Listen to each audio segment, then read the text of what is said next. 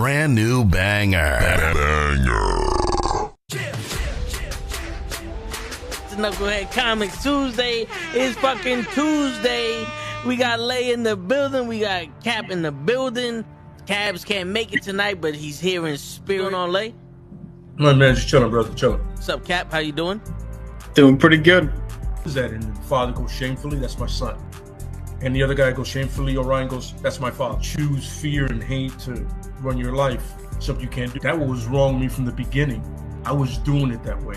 I was gonna go down that path. I worried. You thought it was Grayson? Sorry, got hurt. It's like not him.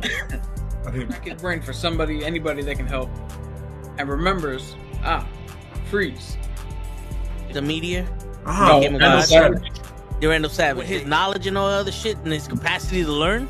Absolutely. This is the only vegan I'll ever eat is grilled chicken wings, because that's like vegan to me. You know what I'm saying? Because the chicken wings are supposed to be fried, but you grill the chicken wings, you put it in some sauce, and give it some blue cheese. Is vegan. That's vegan. Like regular moo cow fuck milk, put it in some Honey Nut Cheerios, vegan, because Honey Nut Cheerios is good for your heart. You know what I'm saying? And I steal the question from Cabs. I got it right. I would also like to steal. I would also like to steal. I would also like to steal. You're too late. Wow. I stay loose, I stay hype, I stay loose, I stay hype, I stay loose, I stay hype. I could do this all night, cause I do what I like. Yeah, I do what I like, yeah, I do what I like. Sipping goose, sip is right, and I go with the flow. Yeah, I go with the flow, yeah, I go with the flow. Cause I know I'm the show. In the zone, here I go. In the zone, here I go. In the zone, here I go. Yeah, they know I'm a pro.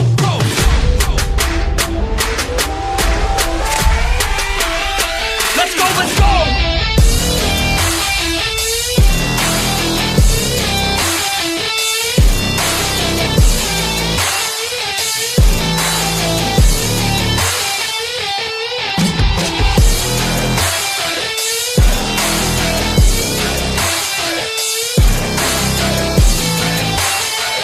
Yeah! Let's go! Here I go, I get lit, I get hyped for this shit! That's right.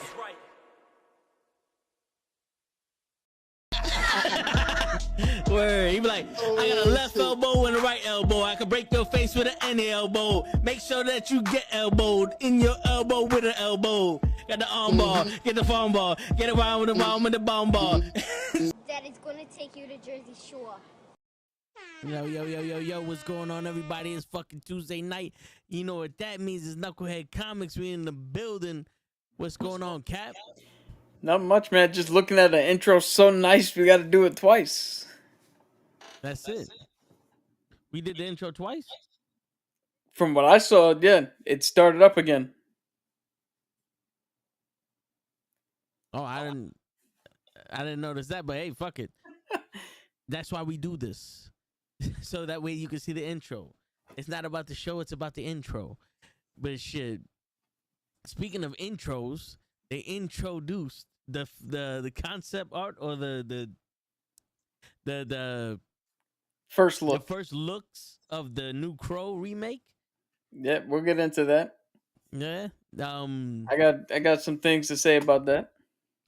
Word, we're a couple of weeks away from X-Men 97. Yep.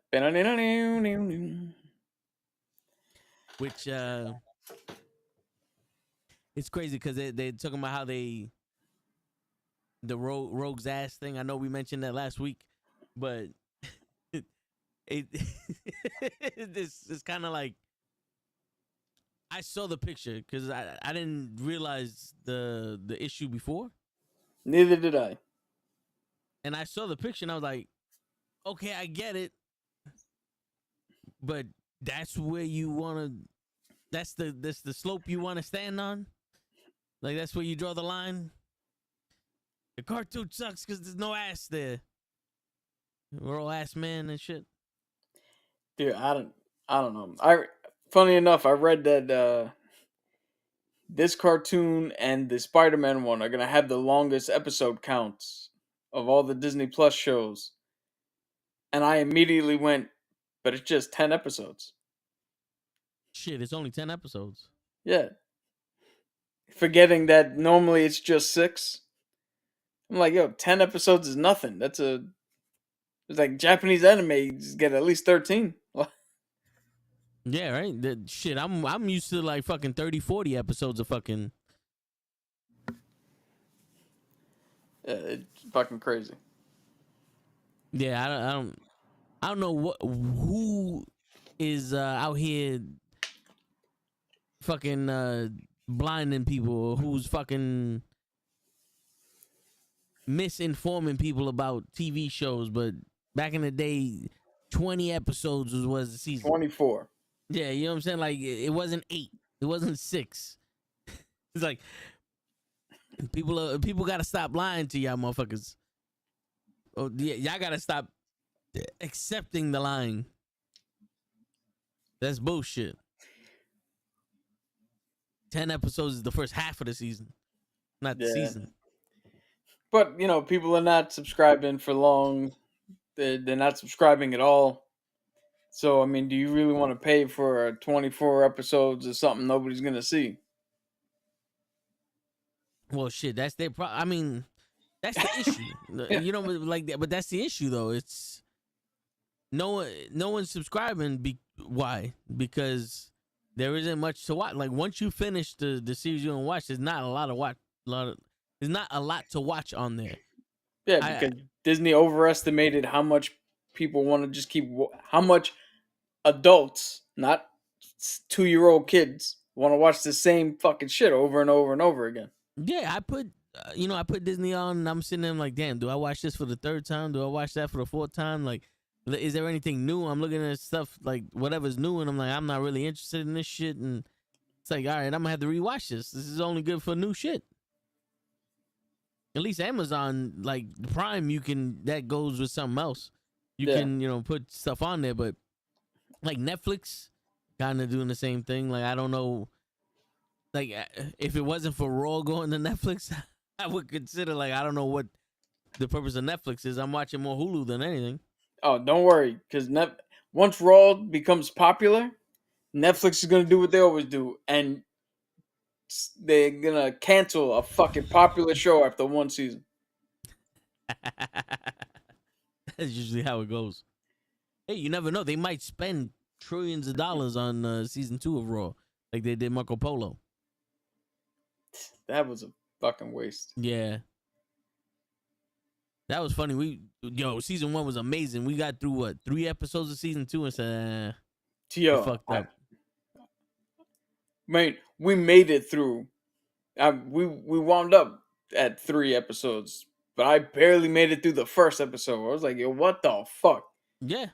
This is a completely different vibe to this show. Yeah, I don't know what happened with that one. But is there any other news in the comic book industry? Yes, there was some news. Let me just bring it up.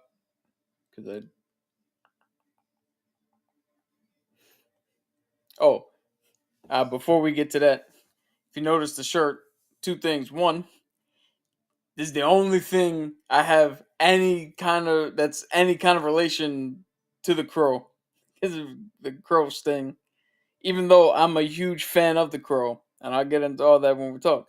But 1, wearing this because of the topic. 2, wearing this because my man Sting had his retirement match over the weekend, and I know I'm not on the wrestling podcast, so I gotta say my shit now.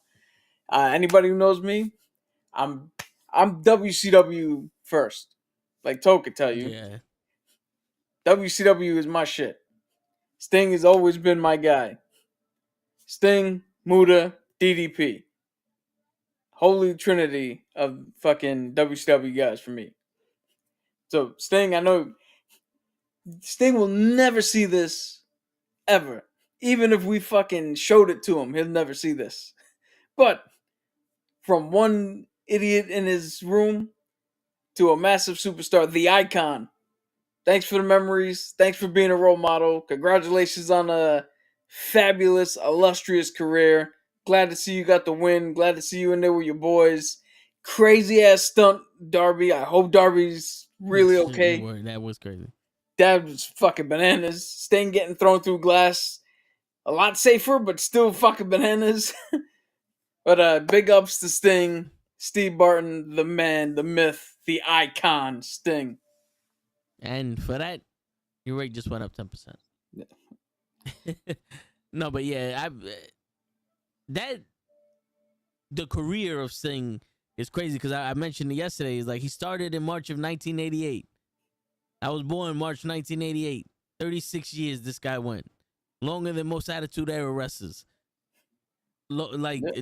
He was the Undertaker of WCW. That was the Triple H retiring moment of the Attitude Era. There is no longer WCW represented out there. You know, mainstream. As biggest thing is, he is the end of WCW. WCW has retired on Sunday night. Yeah. And they even brought Jim Crockett back out there. Yeah. And now it's the new era. Now that's it. Now it's just WWE and friends. Pretty much. And friends. Because, all right. I'm going to qualify this. Because Toad could tell you. And I've said it multiple times on this podcast before, but I'll say it again. I truly am more of a fan of any other 3-letter combination wrestling organization than WWE/F.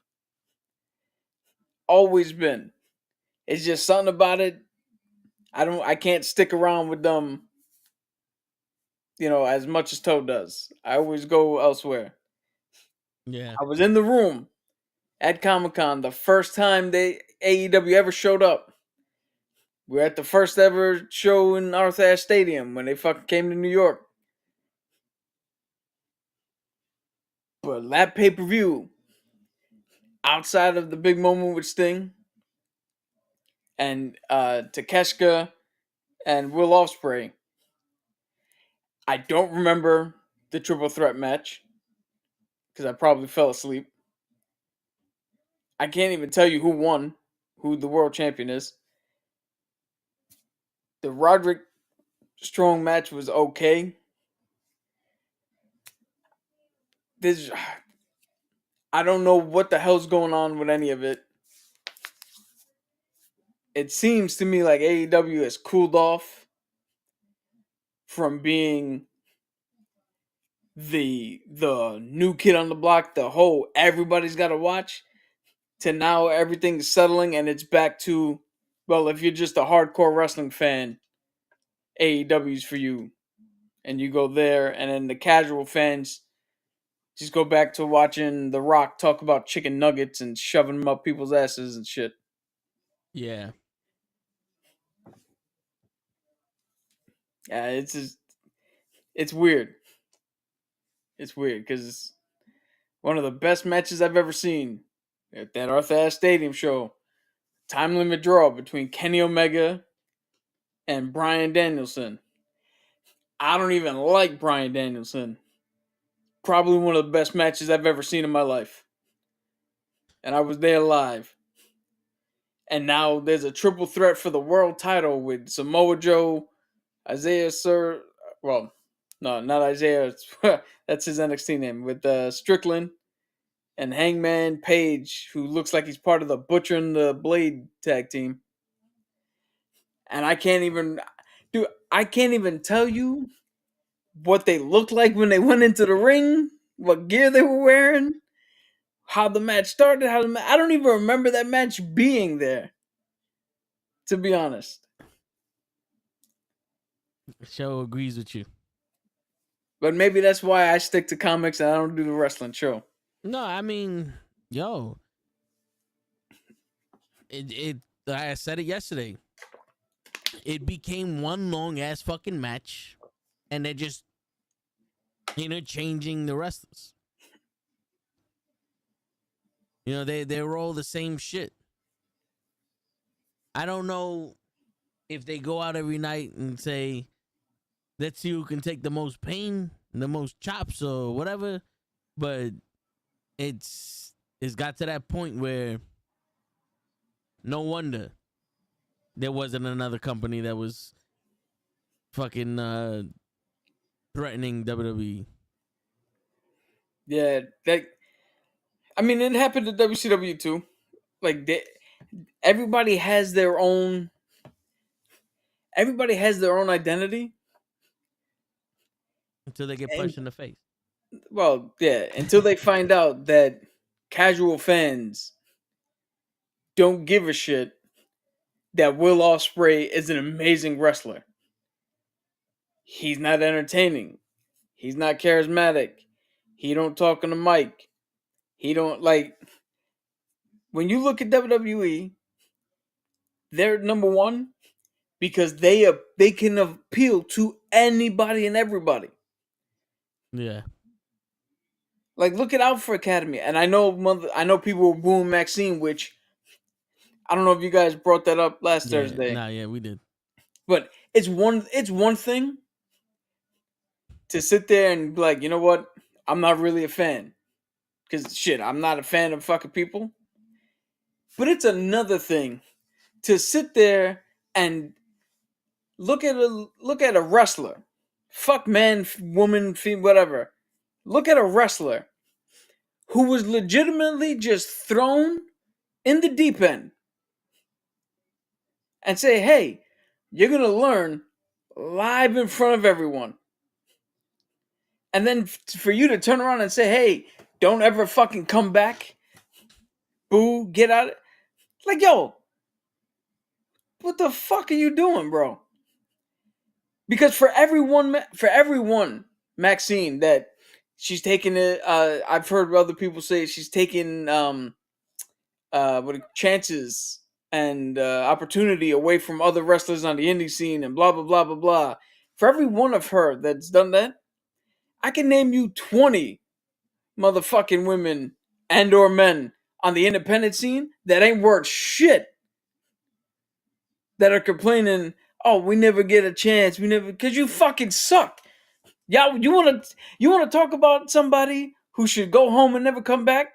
How about we start finding people who've done this for 5, 10, 15, 20 years and still fucking suck? And not the people who are learning right now. And again, this is not about having to be a fan of somebody. If you're not a fan, you're not a fan. That's all well and good, you know. They're gonna force you to be somebody. Yeah, but you don't have to then sit. You don't have to belittle and downgrade and fucking do all that other extra shit to somebody. Like that. That's the reason why like I said, I say many things multiple times here, but fandom, I will never be a part of it. I will never be a part of fandom so long as that it's in the doctrine that motherfucking people believe they own the shit that they're fans of. And I know the word fan is short for fanatical. That's where the term comes from. But you don't own the shit that you root for. You root for because you enjoy it. You don't have any stock in it. If the shit went away, you'd find something else to fucking root for and enjoy. So stop with all this extra fucking bullshit. Let her fucking grow. Let her do her thing.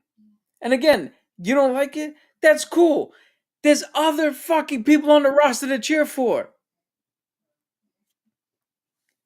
No, yeah, we mentioned that on Thursday, but it's true. It's they told us she was learning. Like this isn't a surprise. Trish Stratus didn't become a legend when she first was hired to be a valet. Yeah. She had to learn the hard way to be a wrestler. All of them did. And Maxine is, from what I'm understanding, like from what I'm watching, she's doing the fucking best she can do, but she's making the best opportunity she can also, because outside of the ring, the shit she's doing with Alpha Academy is amazing. Yeah. All right, so she might not be the best in the ring yet again, but all the shit she does on the outside, she's pretty good. Yeah. She's entertaining. Yeah. She helped raise the Maximel models. And yeah, we haven't seen them much on TV, but I know behind the scenes, the shit that they were doing on YouTube and the shit that they were doing off television that got them really over until they were axed. Yeah. And for anybody who was sitting there, again, we'll bring up that one because that's the guy we heard. They'll go home and don't ever come back. Yeah, get your ass in the ring and let's see you do some shit. Because again, there's the old adage, can you really critique something if you yourself can't go in there and do it? Well, yeah. You could sit there and go, all right, here's the technical way to do something, and you didn't hit that move the way it's supposed to be done. So me knowing how technically it's supposed to be done, I can critique how your technique is. Right? Okay. Sports announcers do that shit all the time. Stephen A. Smith never probably hit a fucking free throw in his life, but he could talk about missing free throws. Okay. But you can't denigrate, downgrade, and fucking be that repulsive unless your ass is going to get in that ring. And your ass is going to put in the work, put in the blood, the sweat, and the tears, hit the ropes, hit the mat, see exactly what the fuck it feels like. Yeah. And 90% of this shit is because she's a woman. I'm not even gonna lie. The way that the world is turning men into women. It's turning men into women, women into men. But it's also that war, men versus women. And right now we're at a stage of women's wrestling where it's wrestling. It's no bra and panties. There's no nothing. We have wrestlers, and the wrestlers we grew up watching were wrestlers. They just put in shitty situations. Yeah. And for some reason now, all of a sudden, these fucking guys that don't have the balls to say shit that they mean, like they don't have the balls to say shit to people's faces and stand up for who they are. They hide behind the keyboards. They hide behind the guardrails. They hide behind whatever object they can hide behind, and they want to talk shit. And then they still talk shit to the smallest person in the room. You know, like you're talking shit to Maxine, who I don't know her in the whole world, but she looks like a sweetheart. Like she doesn't look like she's ready to fight the whole arena. But you don't say shit to Brock Lesnar, and he looks like he wants to fuck everybody up because he doesn't like you. You know what I'm saying? Like, I don't get it. You don't even need to get in the ring for me. Just shut the fuck up. Yeah. Get it. I get it.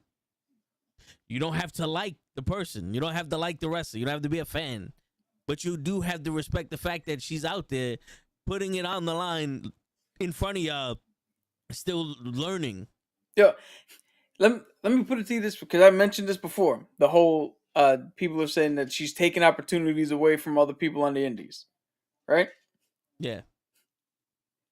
Let's spin this. Let's put some nuance and context into this bitch.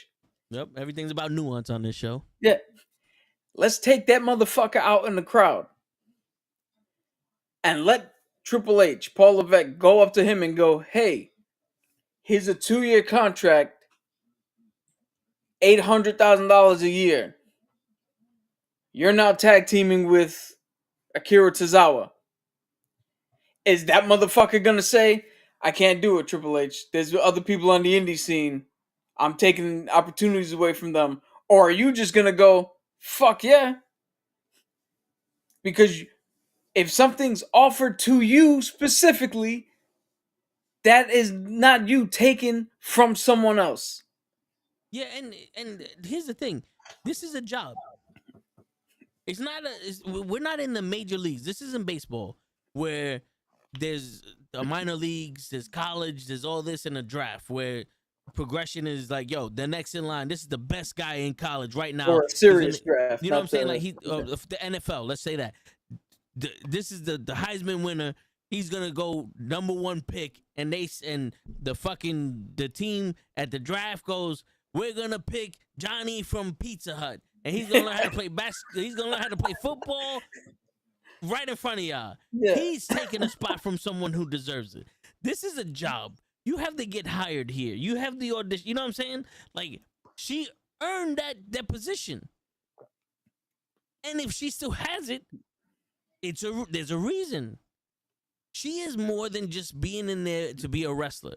She's a talent. Remember, WWE has talents. She's an entertainer, and she's entertaining everyone. Wrestling comes second to that kind of job description. You know what I'm saying? Like, they're throwing her in the ring with Valkyrie, not Valkyrie, Valhalla. You know what I'm saying? Like that. These aren't serious matches. Right now, they're throwing her in the ring with other people just to showcase the women. It's a story. People are getting behind her. They're pushing her more. They're trying to make Alpha Academy a little bit more serious and showcase them because it's entertaining. You know what I'm saying? Like, y'all people got to understand, there is no order. There is no, I'm next in line to come here. You either get hired or you don't. And to say you take somebody's spot up, the only way she's wasting her spot, like the only way she's taking somebody's spot is if she's wasting it. If she's sitting here not training, if she's on, getting caught up for drugs all the fucking time, she's abusing her role as a wrestler. You know what I'm saying? Like, when she's squandering her opportunity, that's when she's taking a spot from someone else. Right now, they gave her, that's her spot. Yeah. It belonged to no one else, because if she wasn't there, I don't think they would have hired someone else to be Maxine. They looked at Maxine and said, "We can use you here. Not, we need someone here. Try Maxine out." You know what I'm saying? And if you want to know where my defense is for this in the past, just go back. I believe a few, maybe last year. I think at last year's Women's Royal Rumble, when I talked up about my girl Dana Brooke. Yeah. And how good she looked there, and finally she was starting to get some steam. So this isn't something me just jumping on the bandwagon of whatever idiot colloquialism you want to put in front of it. I've been solid this whole time. No, yeah. Years back. But you ain't nobody got to defend themselves over here. You know what I'm saying? Like, if the people that watch these shows are real fans and they have their own opinions and they can agree with what we're saying. I'm only saying that because I somehow got called the Cody crybaby when my whole fucking thing had nothing to do with it. Yeah. I literally said I don't give a shit if Cody wins or not. No, it's because that person's stupid. You see, that's the thing. Everybody just wants to talk. No one wants to be heard. They just want to talk. If you turn around and said, "Oh, The Rock," next thing you know, you're a Cody crybaby.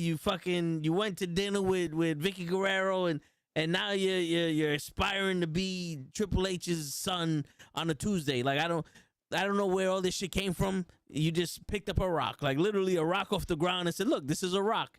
You know what I'm saying? But everybody got their fucking opinion, and they don't listen. They just want to talk. So fuck them, and fuck him too. And he got it from everybody in the Knucklehead Network. Fuck him again. But all right. So, is that your piece for the wrestling, or you still got more to say? For the wrestling side, that was it. I just wanted to say, my congratulations thing. Stand up for my girl Maxine. People sending death threats to Ava Rain. Hold up. Now, this is some other shit. She's got nothing to do with what the fuck her father's doing on the main roster. Wait, what? Oh, that's The Rock's daughter? Yeah. Oh. Yeah. She's the general manager of NXT now. Yeah, But that's what I'm saying, man. With all this extra bullshit for what? She's got nothing to do with what Dwayne is doing. If she wasn't in NXT, you think The Rock wasn't going to do this shit? The Rock had a 20-year-long career without his daughter being anywhere near wrestling. Yeah, like, Jesus Christ, man. Anyway, to go back to your original question, James Gunn shared some little details at the the filming has now started for Superman. Which now his movie is no longer Superman. Like I say, it's just Superman. Okay. Because he wanted to fit in with the tradition of the original film, Superman the movie. there was a small little image of the S for the Superman costume, the S on the chest. That Lay mentioned that last week, right? The different type of S, so the S had the black background or some shit. Well, that was one. That was one image that happened. Let me see if I could bring that up. Because the one that it is now like that's circulating like an official one. It's the. Fuck, let me see if I can find it because they're filming up in Norway, so there was a little bit of there's like a little bit of snow in the fucking picture, and It's the Kingdom Come S. That's what Lay just said. What's going on, Lay? there you go. So Lay heard us saying "fuck people," and he said, "Wait a minute, I wanna join in on the fuck this guy." This So they had that what do you call it? That one, but I think the more official one is this here, and I always gotta lower my fucking. okay. That one. So it's a little more traditional. I think the S shape though has stayed The same as the Kingdom Come. yeah. I'm gonna find a picture of the Kingdom Come one just to. Does James Gunn have a plan? Or is he just going off this just going off his head for this DC films? I would like to think he has a plan, but everyone has a plan until the first movie flops. Yeah. So that It's S a is mix. similar to this S. Yeah. So that's the Kingdom Come one. It is similar to the one that they just put. Okay. So they were saying it's a mix of them. Yeah. James Gunn is filming Brave and the Bold too. Well, he's not directing that one. Superman, I believe, is the only one he's actually directing. Okay. Other than that, there's also the what do you call it? Falcon and the Winter Soldier, or Captain America and the Winter Soldier, Moon Knight, and for Cabs, because we know he's the Star Wars guy here. Hold up. Oh, Look at this guy, half asleep. I just noticed my camera's messed up, so give me 1 sec. 43 kids. Jesus. That's why he was late. There we go. There you go. The You fuck was, was you that was about? using your webcam off of your laptop, huh? I don't know why, bro. I just finished doing 4 podcasts. See, you can That tell used by his hair. my normal camera. I don't know why it went to my webcam. Fuck it. What's going on, everybody? what's up, man? I'm just finishing up saying that Falcon and Winter Soldier, Moon Knight, Andor now getting Blu-ray releases for their whole Disney Plus series. Ooh, I would definitely be picking up Moon Knight. Blu-ray release. Okay. Yeah, I don't know. I think Ultra 4K, maybe, but I definitely hope Blu-ray 4K. is in the thing I just read. Gotcha. I would hope they would release the 4K versions, but we shall see. Let Well, I mean, my shit, it took them how many years to release the Snyder Cut? Touche. Oh, I don't know if you got the memo, Ray, and I don't know if you're ready. Yeah. But before we start into anything real big, I had mentioned it to Toe last week. We rag on you a lot, funny band and all that shit. It's now your turn. Go ahead, roast me, man. Whatever the hell you want to say. Let's even this up here. Toad did tell me. I was like, don't we just do this in general? Like, what how am I gonna roast? Like, what was I preparing for? Like, to be like, Cap, you're too nice. There's your roast. Oh, you gonna let him say that shit to you, Cap? Yo, you know what? I'll give you another week.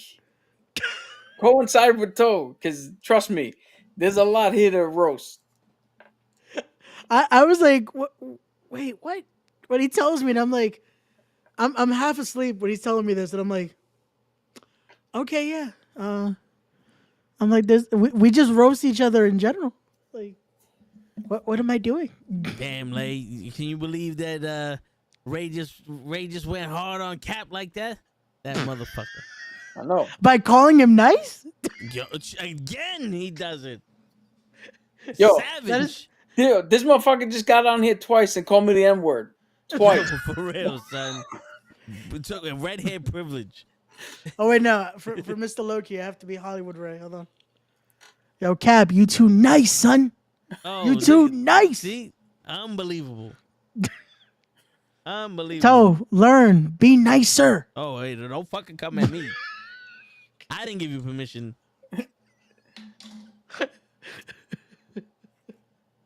Shit. Oh shit. But what did I miss? My apologies for being late, gentlemen. Well, the only we thing spoke you about missed. Sting, Yeah, let's talk about the Sting retirement Oh, okay. Maxine. and then the Maxine thing. What Maxine thing? Oh, the People boy? talking shit about him. Yeah. Oh, okay. Yeah, the Sting retirement match. I did not expect that to be a death match. That was Dude, It was a death match for Darby Allin. bro. that wasn't a death match. That was a if you don't pray to somebody, find somebody now to make sure that man's okay. And this dude is still, I believe, in a month's time climbing Mount Everest. Who? Darby Allin. Yo, somebody needs to tell Darby Allin, right? That just because he doesn't drink, Yeah. or he's straight edge, right? He doesn't drink, he doesn't do drugs, none of Yeah. that, He's straight edge. Yeah. right? Somebody's got to tell him that just because he doesn't do that doesn't mean the stupid shit he's doing now is not an addiction as well. Yeah. I think to him it is, though. That's the worst part. It's like he is addicted to fucking doing crazy stuff like that. And it's like, bro, that back, I was like, yeah, that was, Still man. not very good looking. Like, bro, like the worst part is that just tells you not only do they get crazy tables, they just get crazy everything, apparently. Yeah, what? My question was twofold. One, was that not sugar glass? Like, why was that not sugar glass? Two, even if it was sugar glass, are we sure sugar glass is safe enough that you don't get cut up like that, falling 50 feet out of the sky, just straight onto the ground? And yo, I do have to say this: that whoever was doing the camera work at that pay-per-view, they missed a couple of things. Because I don't know if you remember in the 6-man tag? Everybody went up. Oh no, for, it was the scramble, the 8-man scramble. Oh, the 8-man scramble. Everybody went up for the superplexes. Oh yeah. They focused so long on Jericho that when shit started happening, I thought people were falling off the ropes. Yeah. They. This is then- the one time I'm like, they need Kevin Dunn. Yeah. Like, just to be able to angle it correctly. Because there's one point that it's like, they were setting up for the dive spot. Like, usually where it's like, you go there, I go here, this and that. And they're just focusing on Dante Martin and Magnus talking. I'm like, maybe pan to somebody else. Yo, then with the Darby Allin thing, if it wasn't for the replay, it looked like he just jumped straight into the glass. Yeah. Like, I didn't even see one of the Young Bucks, whichever one that is. Yeah. Which now they just look even more alike. So it's like, Yeah. The cut made it worse. It's just like, you look like twins. Like, But like, Yeah. it wasn't even until they showed the replay that you realized that he wasn't even really on the glass. He was just standing in front of it and then just walked away like Samoa Joe. Like,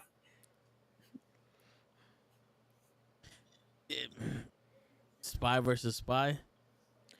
that's what it's supposed to be. But I guess they got tired of the memes and kind of changed it up a little bit. But it's like, wait, why are you coming out and wrestling like in robes, but then still wrestling in dress clothes?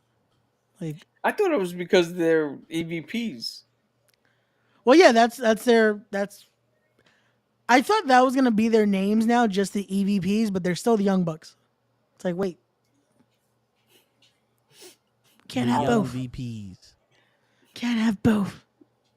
Yo, listen, man. This is why Cap was saying he loves every other organization that competes with WWE, but he can't get behind AEW right now.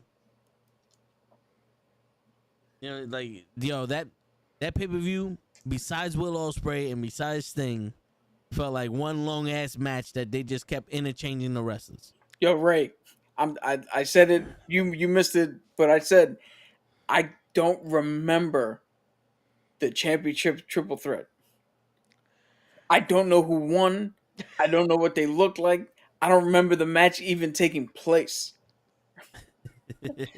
All I remember is Swerve Strickland kicking the shit out of Samoa Joe. That's all I remember. The wood spot of the fucking back kick that he does Yeah. clocks Joe. That I just saw a picture today that you could see, like it had him like this. Like his lip was all the way over here. Yo, and is it me? Or did Joe seem like he was exhausted? Well, dude, you go into a match with somebody who has that thick of a mustache and got to carry him around. Yo, listen, Well, he also I they never come. did 80s porn like that. They also confirmed, unfortunately, Hangman was working injured. So, yeah, Joe and Strickland. If you notice a lot of it, they're the two working a lot of the spots, but the finish. One day I will I will watch that match. You know what's sad? I have it on. I watched the whole thing and I can't remember certain parts too. Like it's like, me and Toe talked about this. We talked about it on Thursday. It was like, the card did not sell you. The only thing that was really selling people was wanting to see how the main event was gonna go, seeing Sting's farewell. Yeah. And I'm at least happy that went better than I expected it to. Yeah, no, That video package was great. yeah, And he didn't look. My biggest fear was that he was gonna look like Jeff Jarrett and Jericho. Yeah. They both looked like old, Yeah. and Sting didn't look. He didn't look old. Like by the end of that match, you didn't look at it and go, "Damn, I'm glad he's leaving." He looked like you could have stayed a little longer. You could have did one more. Yo, but just for Lay, because he wants the same energy for the WWE PLEs. Yeah. The Elimination Chamber, the Women's Chamber, and Rhea Ripley's matches, the only matches I was actually alive for. Every other fucking segment in there, I fell asleep. The minute Ready Player One and Austin Theory came out, I fell asleep and I woke up to Drew McIntyre walking out of the ring, winning the match, and said, "Okay, cool, this is over." And then they said Rhea Ripley's coming out. I said, "Oh, a match worth watching." That was it. I don't know what the fuck happened in Elimination Chamber. All I know is that it was still too early for me, even though I saw it on the Monday night after it came out. Lay, I had no choice but to watch it at 6:00 Sunday because we're down in Florida and I got back late, right? And you want the same energy, Lay? Okay. I don't remember the men's Elimination Chamber match at all. I don't remember I don't know what the fuck happened in that. The only reason I know Drew won is because of Monday Night Raw. I don't remember watching Rhea Ripley and Nia Jax.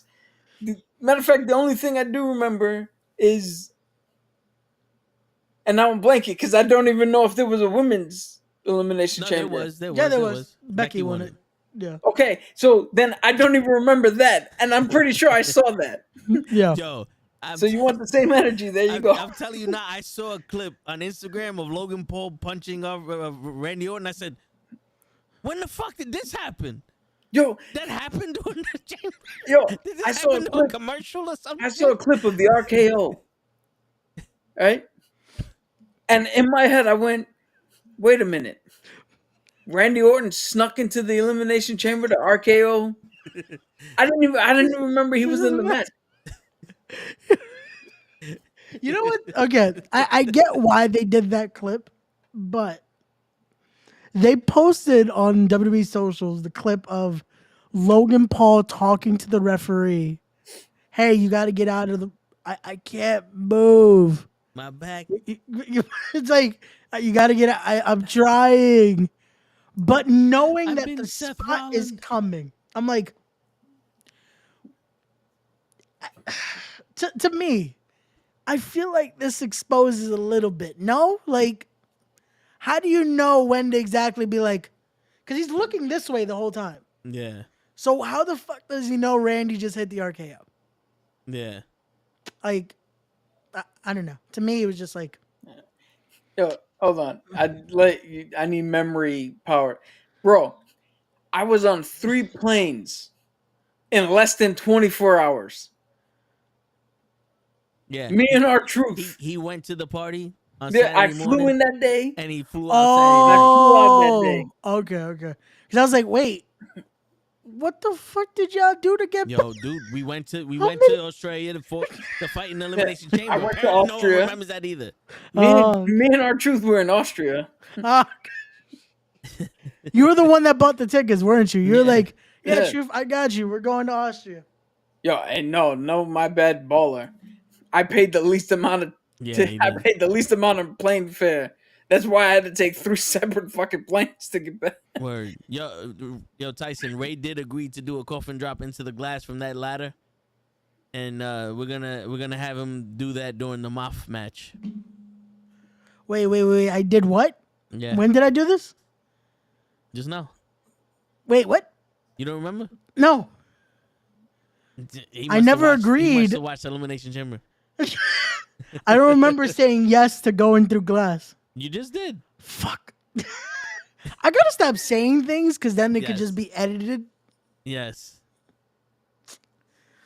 So speaking of edited, before again, Yeah. you know how we do. We normally the first hour we get our bearings out here Yeah. before we get to the main event. Yep. 2K24 just dropped. Have you been on it yet? No. I got to play maybe an hour today. I Let's compare, because I also got to play for an hour. Sadly. okay. When was your hour? 7:30 this morning. Till Mine was 8:30 5 this morning. From Okay. 5 to 6 this morning. Okay. I got up. I uploaded all my. I downloaded all the DLC. Yep. I uploaded all my images. I made the preliminary guy. Yeah, no, I have not gotten to the. That's. I didn't want to get into customs because I know that's gonna. I take my time with that. So today was I played the tutorial because I like to do that just for the fuck of it. Did And- you actually get something from it? Yeah, you get like a random pack from my faction. Ah, fuck that. It's not any good cards. You get legit. It's all like gray cards. But I did that, and then I started playing Showcase. I don't understand the My Faction. It's I don't basically understand it just you get cards of different guys. But this year they made people want to play it because if you unlock certain cards, you get like alternate attires. Persona cards. Yeah. So the Persona cards are good because you get the Mattel Cody, the Mattel Hogan, Mattel Xena. The young Rhea Ripley. Yeah, Young you get Bianca Belair. the you get Sheamus's old theme if you get his Persona card. So yeah, there's a lot of stuff like that in there. I usually like to play My Faction, but again, I didn't get a chance to play that yet. But I played Showcase. I'm up to Austin Rock, the first one. So Wait. Oh, because they don't do WrestleMania 1, 2, 3, 4, 5, 6, 7, 8, 9. yeah, no, they do. But I played. That's how much I was able to Well, Shit. hold on. cram in. They don't go, here's a match from WrestleMania 1, 2, 3, 4. They just like it starts at WrestleMania 3, then 8, then Yeah. like they cherry pick some. It's Yeah, not all you're not 40 getting all the WrestleMania. which I found a little like they have Piper in the game. They couldn't do the tag match like from WrestleMania 1. Like I mean, the WrestleMania 1 doesn't.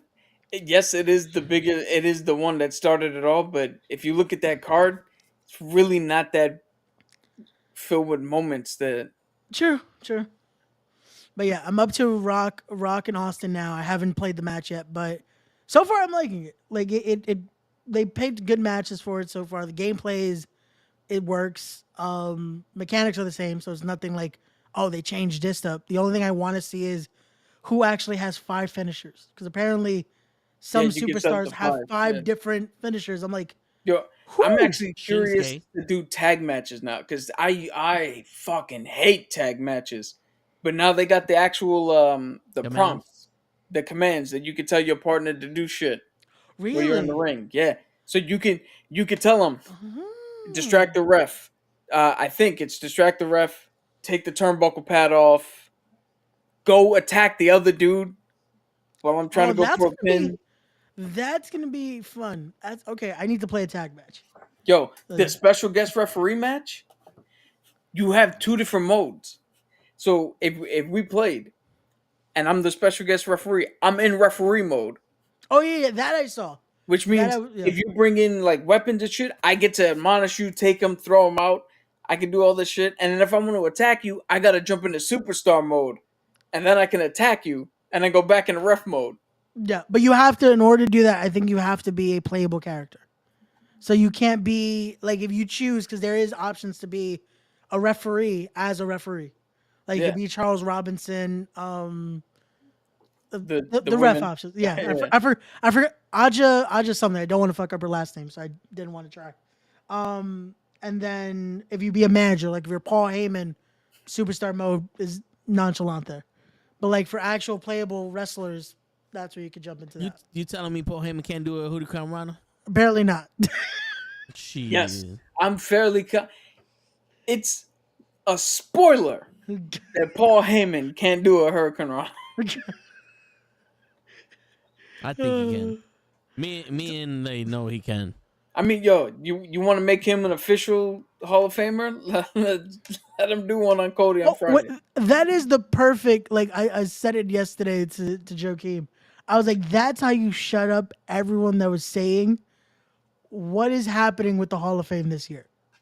That's how you shut us up and just boom, your first confirmed inductee, Paul Heyman. I was like, okay. Whoever else they have on the list, I'll be okay. I saw Paul Heyman's somebody going. else. I saw somebody say that they should put the Dudley Boys in, and I was like, They're already the in. Dudley Boys already in.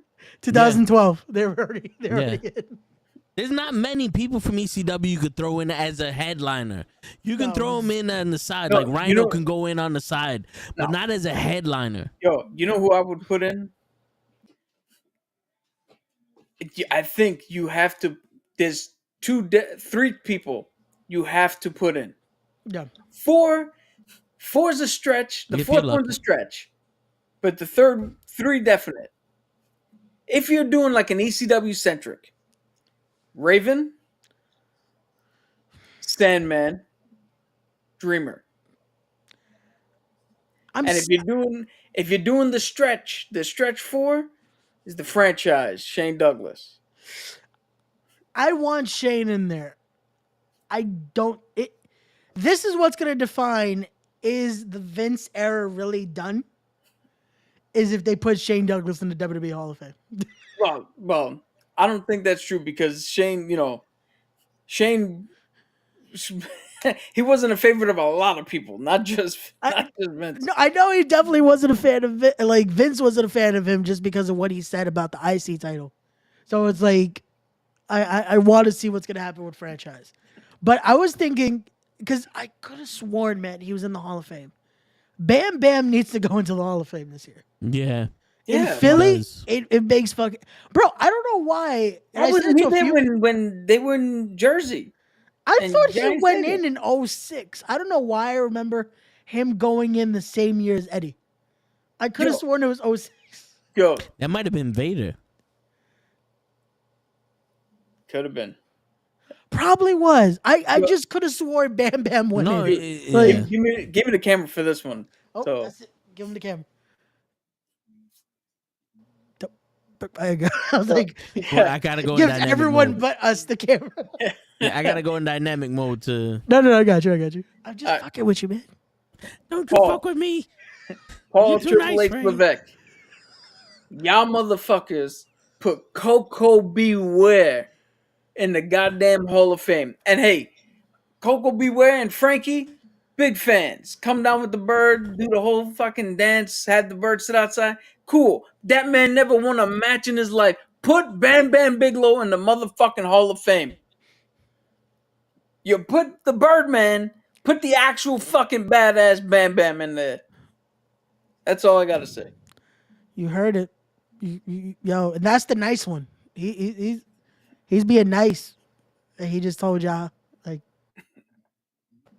He you just said, "Fuck you."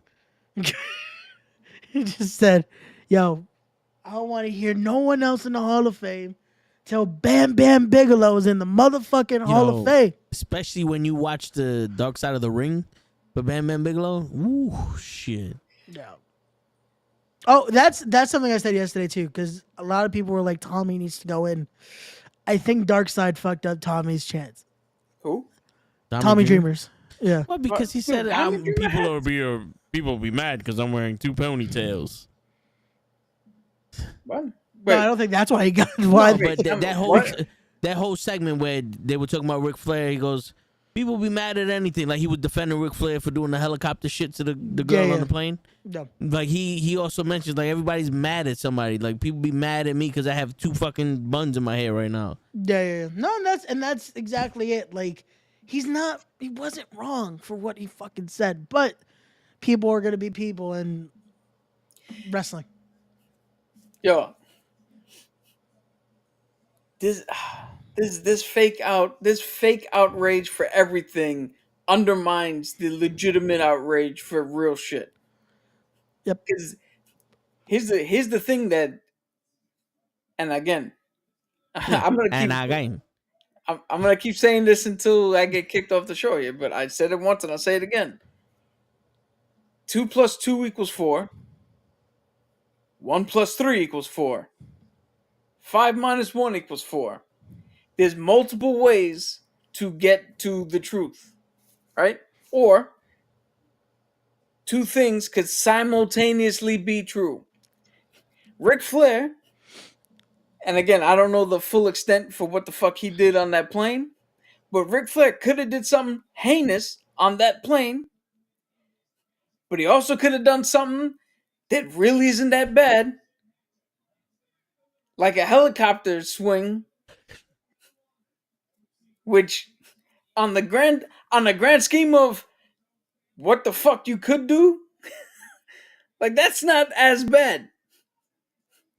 You laugh it off, get the fuck out of there, and that's it.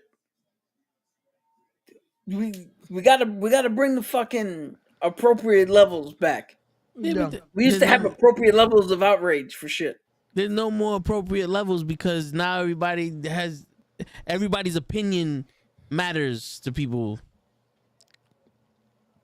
Everybody like, oh, I got an opinion, I'm gonna say it because God forbid me thinking that the color orange is just red light is not heard. I'm gonna shoot my like everyone. They have to say the dumbest things because people go viral doing the stupidest shit, and it's not cool. It never was cool. Never ever gonna be cool. I don't think you not Scotty Too Hottie and fucking Rikishi. Yeah, Grandmaster Sexy and Rikishi. You ain't too cool. You ain't never been cool. You ain't never gonna be cool. Just shut the fuck up and keep the dick in your mouth. Go eat the fucking Chick-fil-A. You're not allowed to have McDonald's no more. Oh, hold on. The reason why, because listen, we already established if you have McDonald's, you can't have a dick in your mouth. Show made it clear to us. If you missed that, go check out the clip of the week from last week. Yeah. And go see when show made it clear he couldn't have dick because he had McDonald's. Okay. Because he had McDonald's. Yep. Big behind the scenes baseball here. I don't watch the other shows, so. Oh, damn. You know what's crazy? Cap has watched my podcast. Yeah. But won't watch the other show. The only time he actually watches is if he knows that we're about to talk about something and he just wants to see what we got to say. Or if I'm sitting there and he can hear me go, what the fuck is the word I'm looking for? And then it's just like special. No, that's 100% true. If I hear him if I'm anywhere in the house and I hear him yell No. about something, I tune in to see what the fuck he's yelling about because it's like a 30-second delay. So I would miss what he says live, but I'll be able to catch it on YouTube. Got 'Cause you. two reasons. One, I just want to. I'm naturally curious of what the fuck is yelling at, and two, I just want to make sure that nothing is happening. Like nobody jumped in his window and shit, and I was fist fighting. I'm not like, but I don't watch the other shit because, I mean, I don't even want to watch this shit that I'm on. No, I'm normally asleep or doing other shit. Like podcasts are not for everybody. Even if you do them, they don't have to be for you. Like the one thing I do, I will jump in and watch a little bit if you guys are interviewing somebody. Yeah, because listen, he knows about comics, and he's not gonna let me be out here looking stupid when it comes to comics. Everything else I could be stupid, but when it comes to comics, he's not gonna let me be stupid. If Toe was doing this 5 years ago, I'd have been on the sports one. Yeah, but I left sports 5 years ago. He got too old for sports.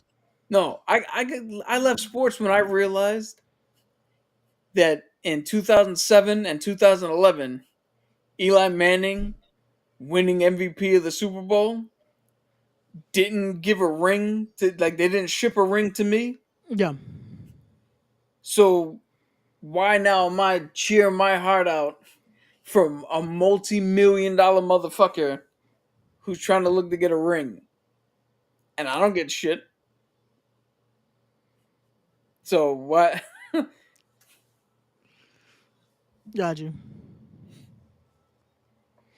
I mean, people could say that about wrestling. It's like, oh, if I cheer for, let's just say Cody, right? If I cheer for him, I don't get the belt.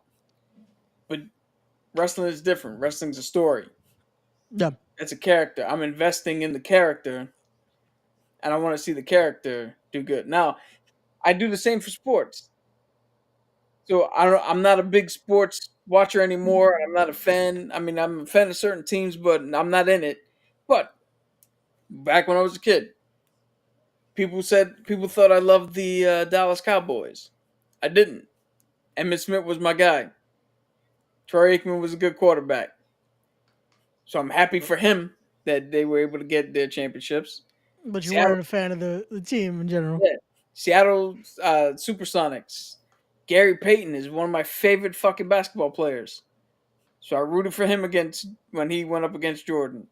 Same with Utah. John Stockton is probably who I would be if I was a fucking basketball player. So I rooted for him. Like, individually, oh yeah. But collectively, I don't get none of it. Careless. Yeah. Yeah. No, and I've already made my peace with my fucking favorite wrestlers. With the majority of my favorite wrestlers never going to achieve shit. And so I made my peace with that. No, that's my thing too with sports. Like I say, I watch, but I'm not like heavily invested like I am a wrestler. My thing is like it's always been this. When I see how crazy sometimes I see people going with fucking sports, and I'm like, yo, no matter what, they're still getting paid millions. We ain't getting shit. Yo, a lot of people are losing money when it comes to these games because people be betting the fucking house, and I'm like, yo, when I was playing back, dude, when I was playing back in Little League, and I know it's Little League, and you can't really compare, but shut the fuck up about it. I was a career 333 fucking batting average, stolen base leader every fucking year, great leadoff man. And now I see motherfuckers barely hitting over 270. I'm like, yo, pay me hundreds of millions of dollars. I go out there and hit fucking 200, 190. Like, what the fuck?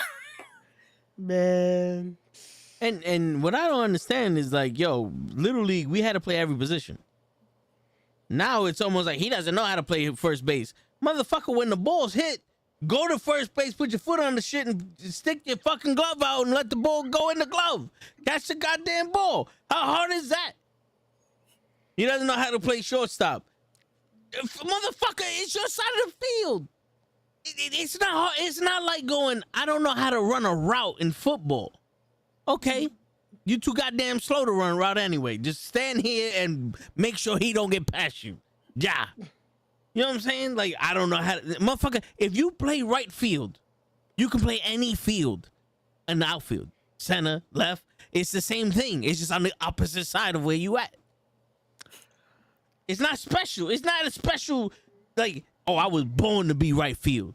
I can't, it's not like I'm not Zoolander. I can't make left turns. No, you can just fucking stand there. You facing the same direction. It's just the foul line is on your right instead of for your left. That's the gist of it. He can't play point guard. You telling me the motherfucker can't dribble the ball, pass it, or shoot? In the words of Chris Tucker, push the goddamn button. Word. Shit. Now, Drake bets, that's when you should know who to bet for. If Drake is betting on someone, bet against them. Yo, especially in the fucking title match. Yo, Drake be fucking assuring people money. Because if Drake is supporting you, just know you ain't ever winning again. Just retire now, because, nah. Yo, like I said, Utah Jazz, Seattle Supersonics. If you want to make money, ask me who the fuck I'm rooting for, and then bet the against.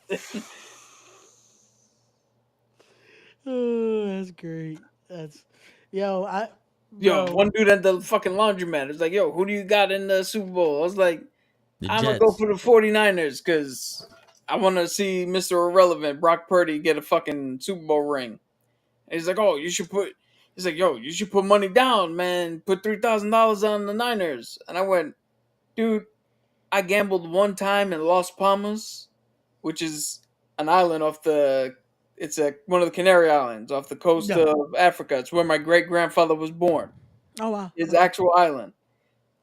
I lost $3,000 because at the time the euro was 2-1. So I thought I was only doing 1,000. Turned out to be more than that. So baseball wasn't very good to Chico. Yeah. So fuck your gambling. And fuck all that shit. Never again. And all because this is what I don't understand my own self sometimes. I know how to play blackjack. I played it my entire life growing up. First time I get to play it for real, put actual money down. And they put the most beautiful woman I've ever seen in my life. And all of a sudden I'm $3,000 down. That's how to get you. I was like, yo, I don't get it, man. Yo, when Show goes to a casino, the McDonald's is closed. Show got nothing to save him. Fuck. I don't know how to take that, judging on what he said. Yeah, like that, bro. That sounded wrong. Like, yo, what does Show be doing at the casino? Yeah. So the McDonald's is closed, so then Show has the other option is now on the table fully. Yeah. Then. He got nothing to protect him now. He got nothing to protect him. Yo, where's Show now? We need to get Show on the phone. If you're watching this show, that's him. I ain't say nothing about that's him. like I completely understood that one.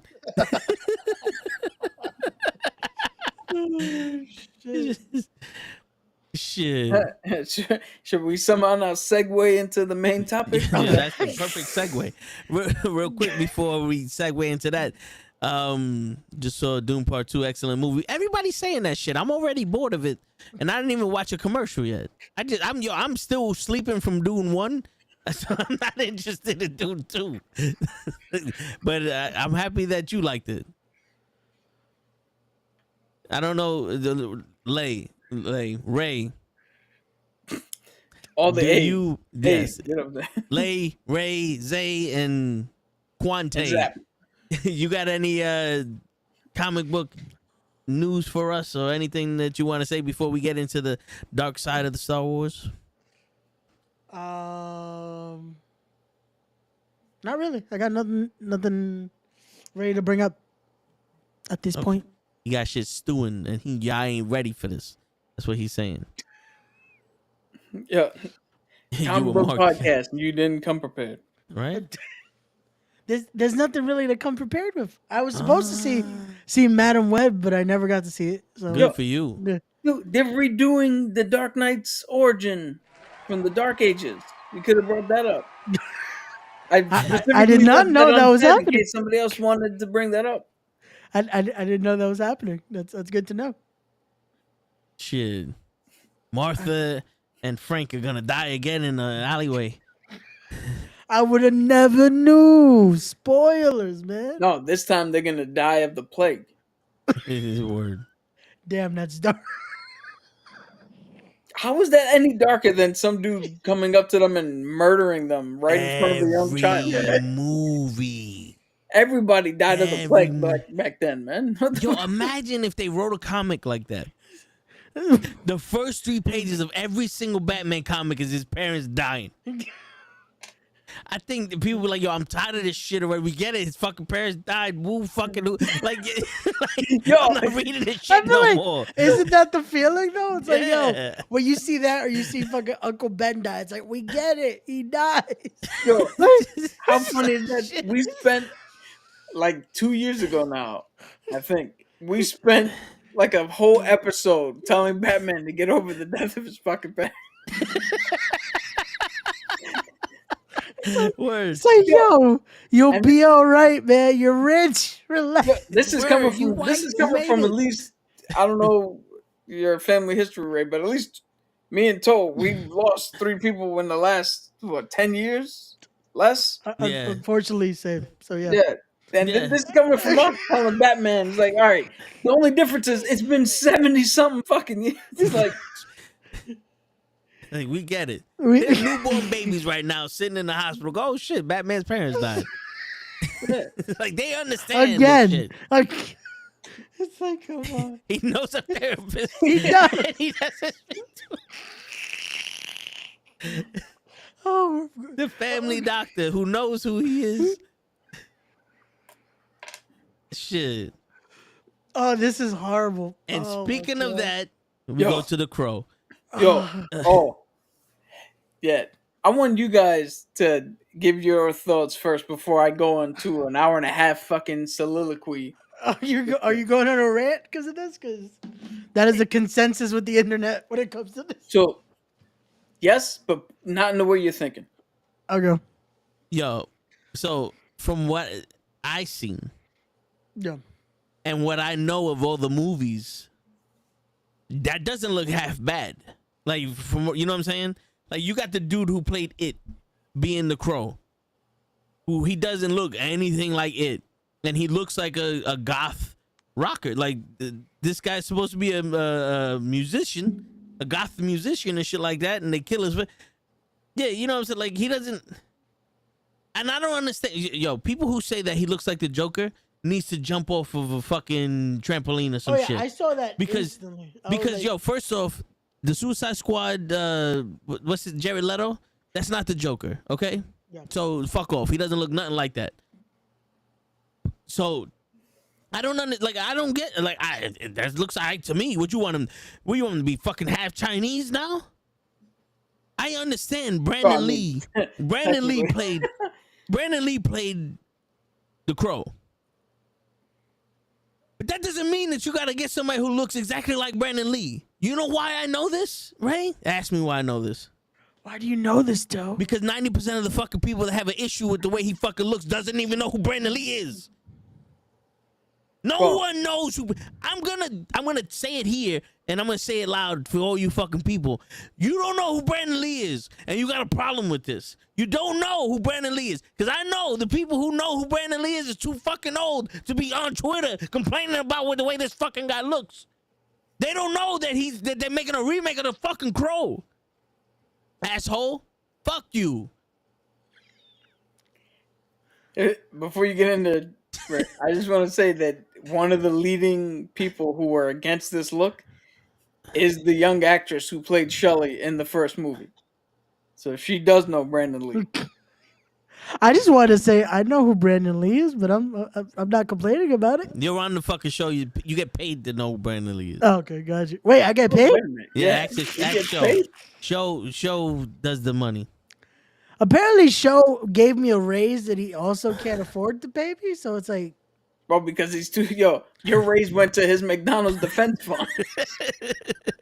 that's in the contract. understandable. It's That's in the underst- contract, Ray. It's in the contract. Don't worry, we signed your name on the contract. But yeah. Into rubble. No, but this is the thing though. Y'all worrying about the way it fucking looks. No one's worried about the way it fucking is written. Because you take a picture of this guy out of context because we don't know how the movie looks. Or what the movie's based in. If it's based in 2024, if it's based in back in the day and all that. You just took a picture. It's not like they said, oh, this is the Joker. If that was the Joker, issue. The Crow you can take liberties on because Sting took liberties on the Crow. And there's 3 other movies that took liberties on the way the Crow looked. And a TV show that took liberties on the way the Crow looked. So what's the issue? This isn't RoboCop. But you are not allowed to get mad at shit until it's valid. I'm mad at Rogue's ass. Maybe they did that shit for the commercial, motherfucker. It is a goddamn drawing. It's not like they got a woman to play Rogue with no ass. God, they did it in the movies. That wasn't Brandon Lee in Brotherhood of the Wolf. That was the dude from Only the Strong. Marcus Dacuscus or something Yeah. like that? Mark Dacuscus? Which is funny because in the TV show of The Crow, they got him to play the Crow. Eric Draven. Yeah. All right, Ray, your thoughts. So when I saw the look, I was like, okay. I see them. I guess the best way to put it is a modern twist. I'm not against it. My only worry is I just want to see how they're going to do it justice in the actual script. How is the film going to be? If we're complaining about the look, it's like you're just fucking trying to find something to be mad about. Like it's as long as they do it justice the actual film, so be it. Like the look looks fine to me. Like it's what do they want it to be exactly? We can't get Lee, unfortunately. Rest in peace. Like that probably again, like Toe said, the people that are complaining probably don't know the unfortunate story about what happened. Like it's a lot of that. Like, oh, why is this a thing? Why is this like this is cinema? A lot of things get rebooted. Again, as long as it's done well, I have no issue. Word. The look looks fine. The dude looks like he's a good actor too. It's not like it's gonna be, oh, well, this is gonna be a stretch, you know? But we shall see. If you notice, I changed Cap's name. Oh, God. What's going on, Lay? Yo, Chilling. Happy to hear that. Probably not even on, is it? No, you on? We Yeah, you hear on. you. I don't know if you can hear us. Okay. Yeah. But yeah, we're talking. In case you haven't heard, we're talking about the Crow, and Ray already said he hates the Crow and everything about the Crow and everybody that likes the Crow. that was never said, will never be said out of my mouth. I feel Jesus. like I missed that part. Yeah, Been that, watching for a while, like, I feel like I missed that part. It was intended. It was implied. really? Okay. Yeah, It's applied. Copy that. with his copy red that. hair. Yeah, I saw that picture and I was like, I don't want any part of that. I'm sorry. It has nothing to do with Brandon Lee's that I love the comics and then the movie, and it happens to be my favorite movie of all time. Yeah, man, there's a lot going on that I like the actor. I just can't the look. I gotta get the like synopsis or something. Give me something because right now I'm like, it's not looking good so far. I don't like face tattoos on top of everything else because you just look dirty with them on. Yeah. No. It's like you haven't bathed or showered in years. Yeah. You know what I'm saying? I'm not saying it has to be Brandon Lee or anybody that looks like him because that's just dumb. He's dead. We understand that. It was a legacy. I get it. But I don't know what direction they're going in. But when the director that made the first one says, I'm not a fan of it, and that one's the cult classic and everybody loves it, you kind of take that for something. You know what I mean? Yeah. And he worked with Brandon Lee, so you know what I mean. And he worked closely with the guy who wrote wrote the comic book. He literally took it and was like, "Yo, I'm gonna work with this dude because it sold millions of copies, and that makes sense." Sometimes that works. No, yeah. And and not for nothing, that's not the best lighting for that concept art either. Like, you can't really see the full detail. I don't know if his face is white because I'm looking at side by side comparisons of the Crow and him, and I'm not gonna bullshit you. The original version of the Crow looks better than that shit. But Yeah. Oh, because it's a simpler look. There's nothing to contrast the paint that he wears on his face or anything like that. Like with the tattoos, it kind of takes away from what made the Crow that special paint that he took from that mine that was on the window thing. He just literally just that's all he did. Wasn't it crazy? yeah, see if you see that's Brandon Lee right there. That looks dope. Yep. Hmm. And then the original, I mean, this guy's version. Zamir kind of looks like Vampiro there. Like if Vampiro was on Yeah. crack. Yeah. Yeah. Vampiro decided to go on crack and never eat again. What is it? Emaciated? Like just Emaciated. damn, son, you don't eat. And this, thank you.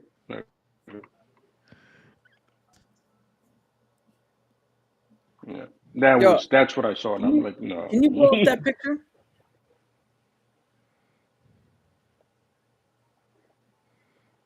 Fucking fig- I take it that was a no. fucking no, it fucking figures. Like nothing is what it seems. It can't rain all the time, but god damn it, you can't open up a link.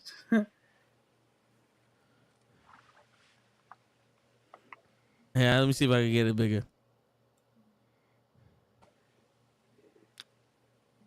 There you go. You see how much bigger I got it at 500, at 400%. How the fuck did it make it smaller? Yeah. Like, Zoom in 500%. Enhance. that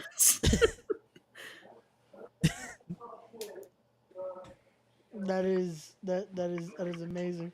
Yeah, Brandon Lee. I think that's just a testament to Brandon Lee because Brandon Lee was a cool motherfucker, but he had this was his wife's makeup that he put on, right, in the movie. So, all right. So in the movie, and I'm gonna get to it, to a breakdown of all of it when I get to my thing here. But in the movie, the Greek mask, the laughter and the tragedy mask, it was tied into his fiance, and then he literally took her makeup and put her white powder, and then took her black lipstick and did the thing in the style of the mask itself. Yeah. So that's where he gets his look from. It's the same in the comics. I mean, I can get into the whole thing if you want me to. Yeah. So James O'Barr is the guy who created it. He had a tragedy where his fiance was killed by a drunk driver, and then he went through his way of dealing with it and getting his catharsis is to make this character the Crow, Eric Draven, who had a tragedy where his fiance is murdered and attacked and all that shit, and he died, came back to life with the supernatural powers of the Crow, right, to get vengeance. So in the movie and the comics, Eric Draven, that's the look he goes for. In the second movie, they wanted to keep the familiarity of the character alive, so they gave him a similar look, but the character who's not Eric Draven, he uses his son's paints to literally paint his face. In the third movie, it's he gets electrocuted. He gets put to the death penalty after being falsely accused of killing his girlfriend, and the electrocution scars his face to give him his pattern. The fourth movie with Edward Furlong, which is the worst one in my opinion, he used a Sharpie that his girlfriend used to write some shit, and he did a simple version, but they all kept it similar to the first one only because of recognition of the character. But I read the book and I've read most of the comics, and I brought receipts here Yeah. because this is Eric Draven. This is the original one that James O'Barr did, right? Which, Yeah. if you look at this, you can see the Brandon Lee one, right? Yeah. But if you also look at this, can you not see the Skarsgård one? Yeah. Because the original director, he did he was in like a goth period, so it's a lot of gothic imagery, right? Okay, And I can definitely emo see that. stuff, Yeah. or I can see the that. original run. This new director is actually saying that he's taking it out of that genre a little bit. He's not so much into the goth part of it because he himself is not in that world. So he's changing it slightly, and he's actually adding more. We're gonna see more of the actual relationship between Eric and his fiance, who I can't remember Shelley, I think is the name in the movie. But we're actually gonna get to see more of that relationship Okay. actually play out, and not just in flashbacks. We're gonna get to spend more time. So I'm gonna go through a little bit more here just to get to the point that I'm trying to make. Right. So that's Eric Draven. This was the second one, which looks nothing like it at all. Yeah. He looks like a crazy person. Yeah. We had this one was one of my favorites actually to read. It's a Native American woman who actually just put the crow on her. Yeah, that one looks dope. You got this guy who now you want to talk about looks like the Joker. Yeah. Yeah, that's yeah. Yeah, that one does look like the Joker. Then we got another one that I read. This dude was like a businessman who was killed and came back to life. This was the Asian one. Doc Ock. This was just another crazy ass looking one who was a mix. And we get to this dude. Tell me that doesn't look like the Skarsgård shit. Yeah. So the Skarsgård look is already accounted for in the comics itself, right? But now here's why I don't care so much or I'm not against the look, Yeah.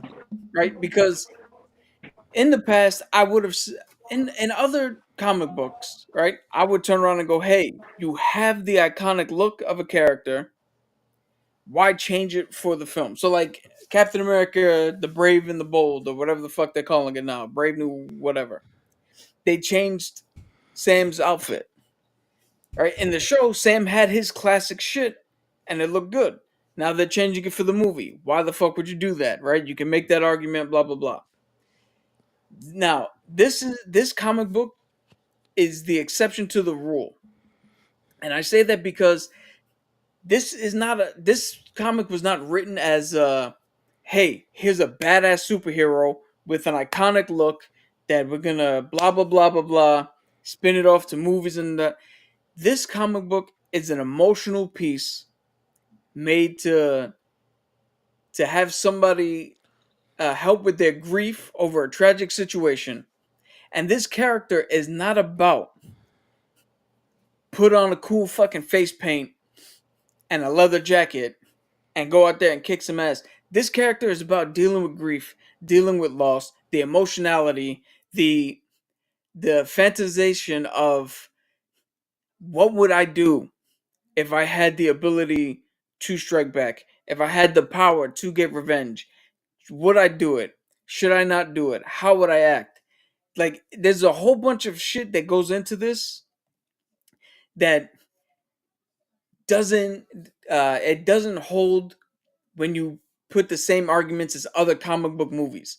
This one has to be allowed to tell its own story of love, loss, tragedy, grief, vengeance, atonement, whatever this is going to tell, because that's the basis of this character. That's the basis of this story.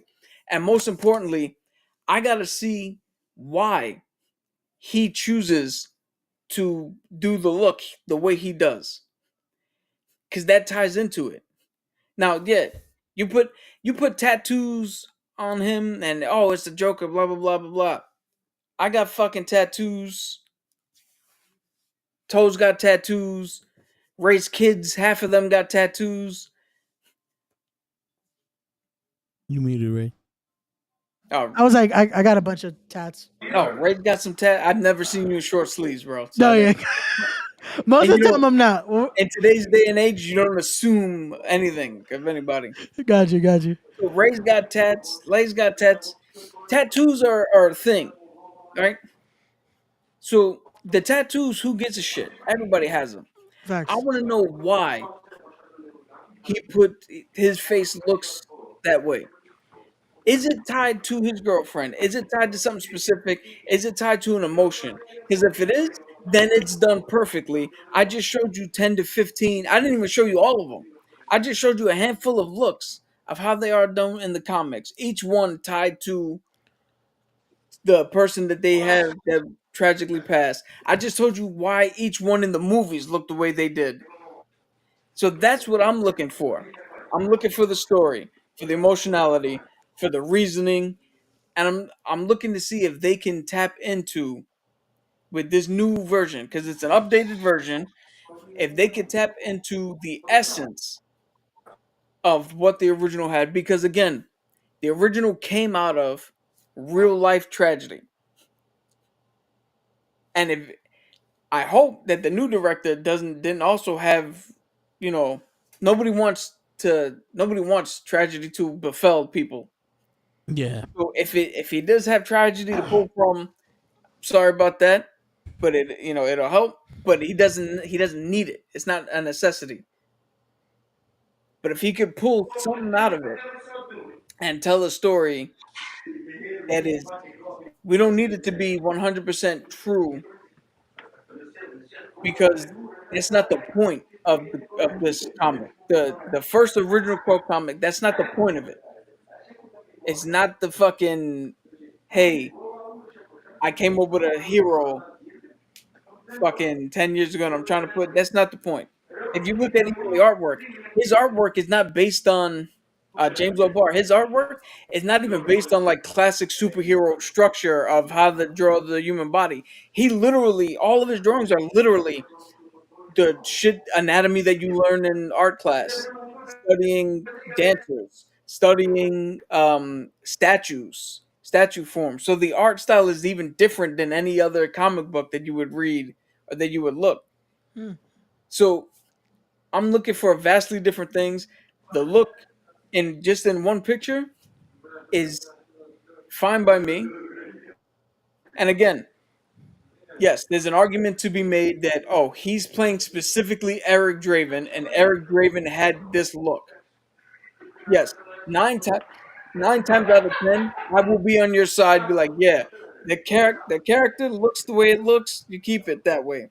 But again, this is the exception to the rule, because this is not your typical comic. I'm hoping that we're not getting like an action film.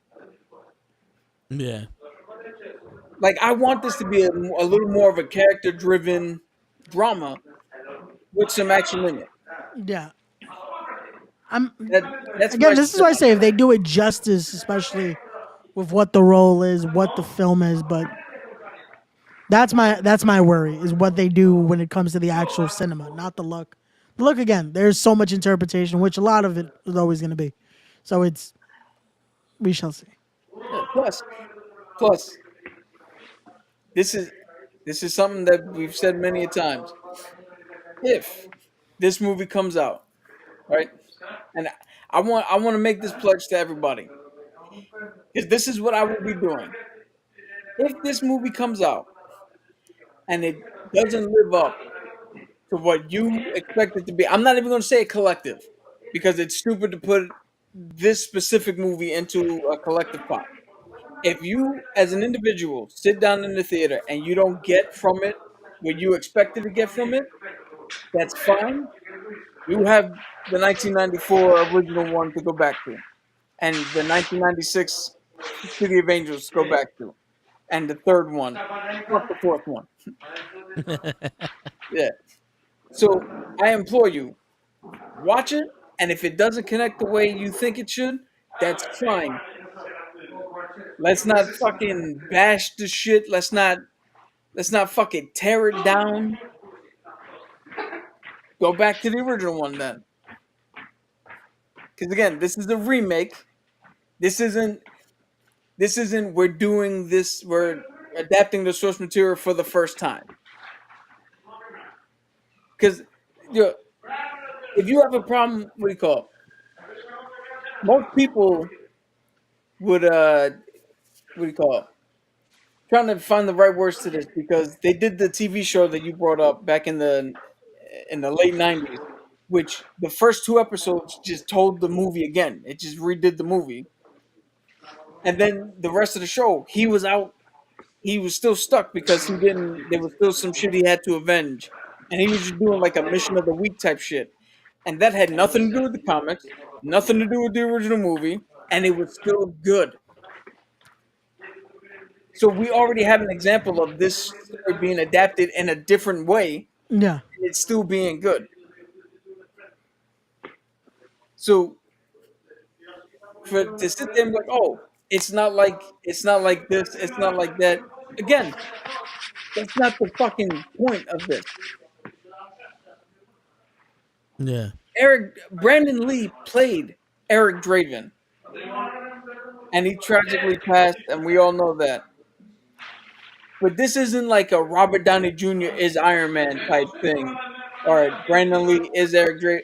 Eric Draven is grief. He is dealing with trauma. Yeah. We have to let that manifest again, because this is a different type of character. That's my 2 cents about it. No, it makes sense. That's exactly what it is. It's like, everybody that experiences loss has that hate in them and has that need for justification, and they did him and his wife wrong, and he had the ability, like he had the opportunity to do it, and he took it. And that's pretty much what the Crow is. Every incarnation of the Crow is that. There isn't a guy that was on Wall Street that was single, fucking I lost millions of dollars on the stock market. Now the Crow here, paint your face and now go destroy all the stockholders. You know what I'm saying?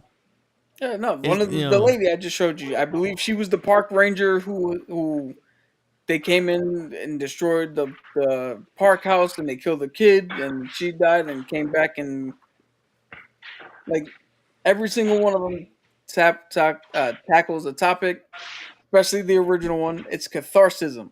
Yeah. So we gotta give this one to breathe. This version to breathe, and let's see what type of feeling it's supposed to convey. Yeah. It's again, like I said, it's already people are just looking for something to, without it being out yet. Yep, we're gonna pick this apart, pick that apart. Let's just see what happens. Let's just. No. But here's the funny thing. What do you call it? I don't remember if in the movie we see Brandon Lee without his shirt on in the original movie. You do. Think we do? Yeah, when he comes out of the grave, yes, and he's trying to get to his house. Yeah, yes, you see it. Yeah. Right before he starts to put all the things when he swings through the window and then comes back in. Yeah, right before he puts on his pre Jeff Hardy gear. Yeah. that does work. Yeah. I mean, he does a swanton off the thing, so Yeah. I'm pretty sure that's where Jeff Hardy got it from. Word. I wouldn't be surprised, honestly. Because the reason I brought that up specifically is because he was in Eric Draven's in a rock band. He's doing the whole emo music thing. So Brandon Lee specifically didn't have tattoos, but there's nothing that's saying that dude wouldn't have tattoos. Especially if they do it nowadays. Yeah. 'Cause Again, in the that's why I said it's 90s like a modern twist to it. Yeah, like in the 90s, tattoos were still a taboo thing. You know, certain people got tattoos. You know, it was stereotypical. You know what I'm saying? Like if you had tattoos, you were considered a certain person. You know, nowadays it's more accepted. Like Kat was alluding to earlier. See, I could use big words. But yeah, I mean, listen, the movie needs to do good.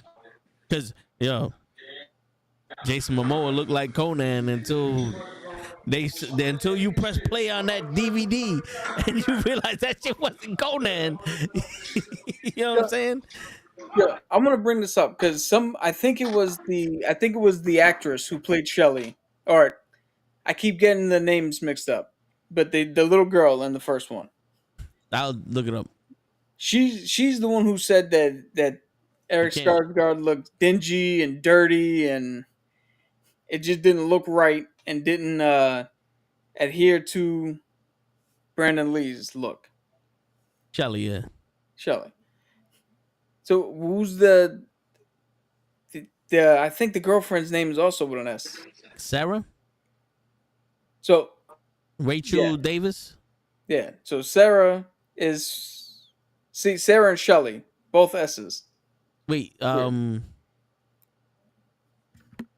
there's no picture for Sarah. So I don't know. I'll look it up to confirm. But the point of what I'm saying is she's the one who said that it looks dingy, it looks dirty, it looks blah blah blah, right? So you mean to tell me that this actual artwork from the original comic, this looks clean and pristine? Like, no, this also looks dingy and dirty and like he came out of the ground of his own, like, I mean, it is sticking, it's not so far-fetched. Okay, so it's completely out of the realm. I think we got it mixed up. Because Shelley's the girlfriend, Sarah's the girl. Yeah, because Rachel Davis, who played Sarah, was born in 1980. She would have been 14 at the time. And that ain't his girlfriend. And then Sophia Shines was born in 68. So so I was right. So Shelley's the girl, Sarah's Yeah. I think I have a better picture of the other.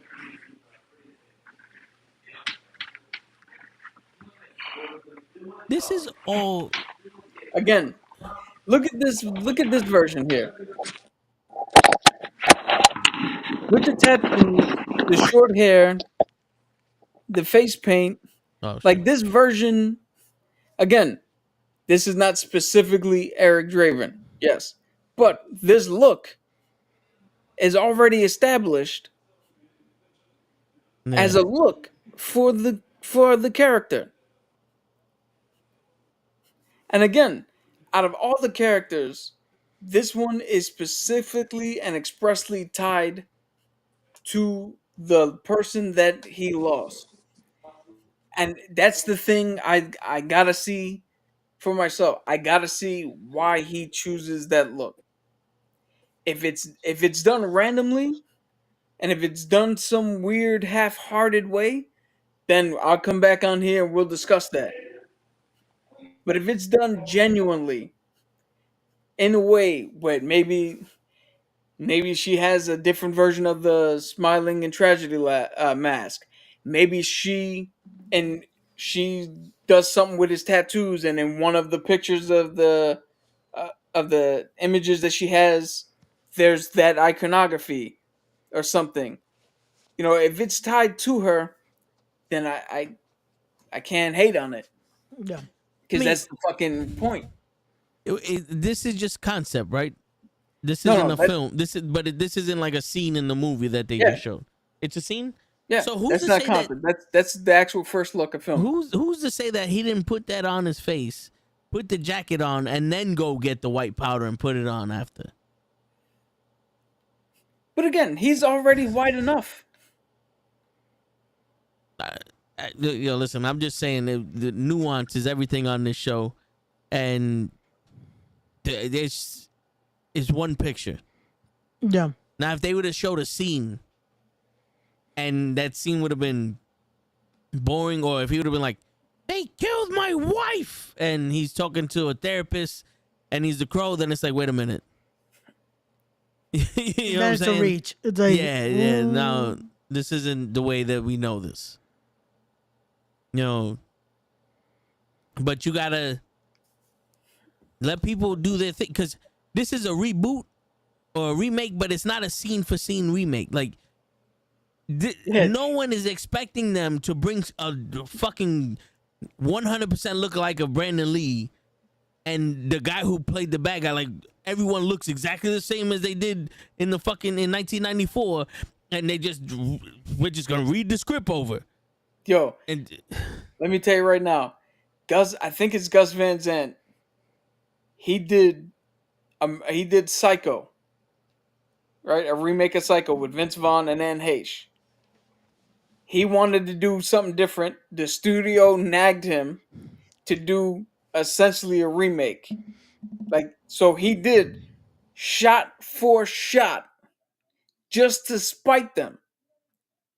It's universally known as one of the worst movies ever made. And all he did was literally copy the original one.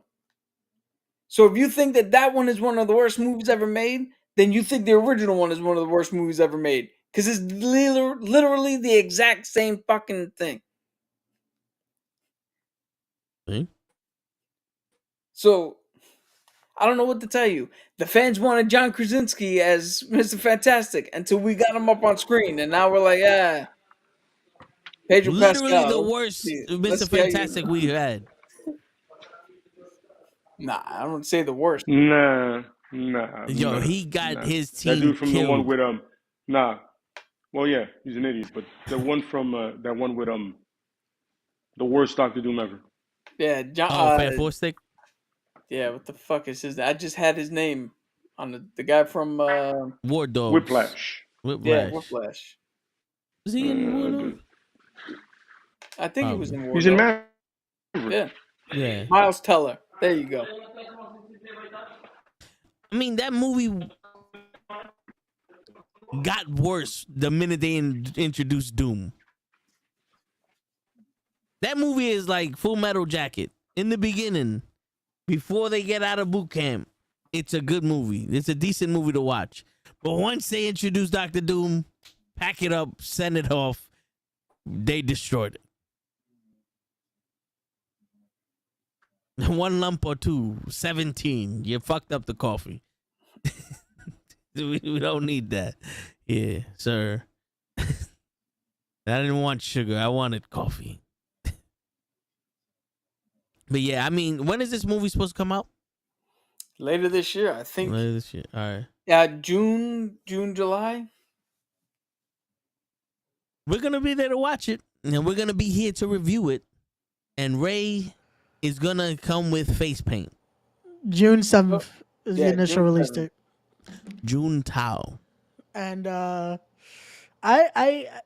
wouldn't mind doing it. I've done the face paint before. Yeah. But Dude, I did it. Yo, I got a story in a second here, but this is the young lady who's playing Shelly this time around.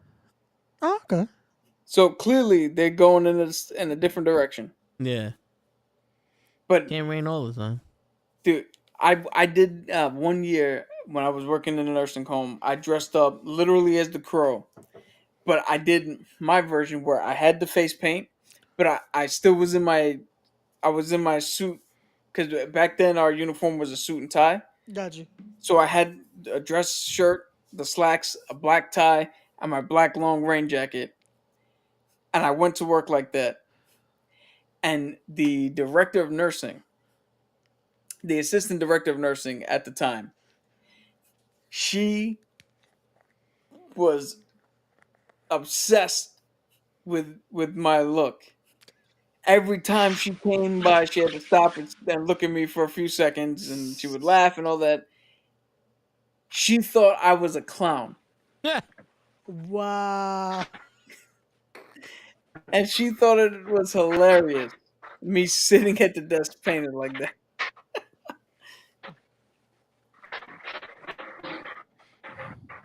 She had no clue what I was doing. And I wish I don't have that picture anymore, but I can understand if you was a mime. no, maybe to her clowns and mine were the same. Probably. Apparently, because I would have gotten at least a mime or like anything, but yeah. I know. Now we get to hear why Ray hates the Crow. I don't hate the Crow. Who said I hate the Crow?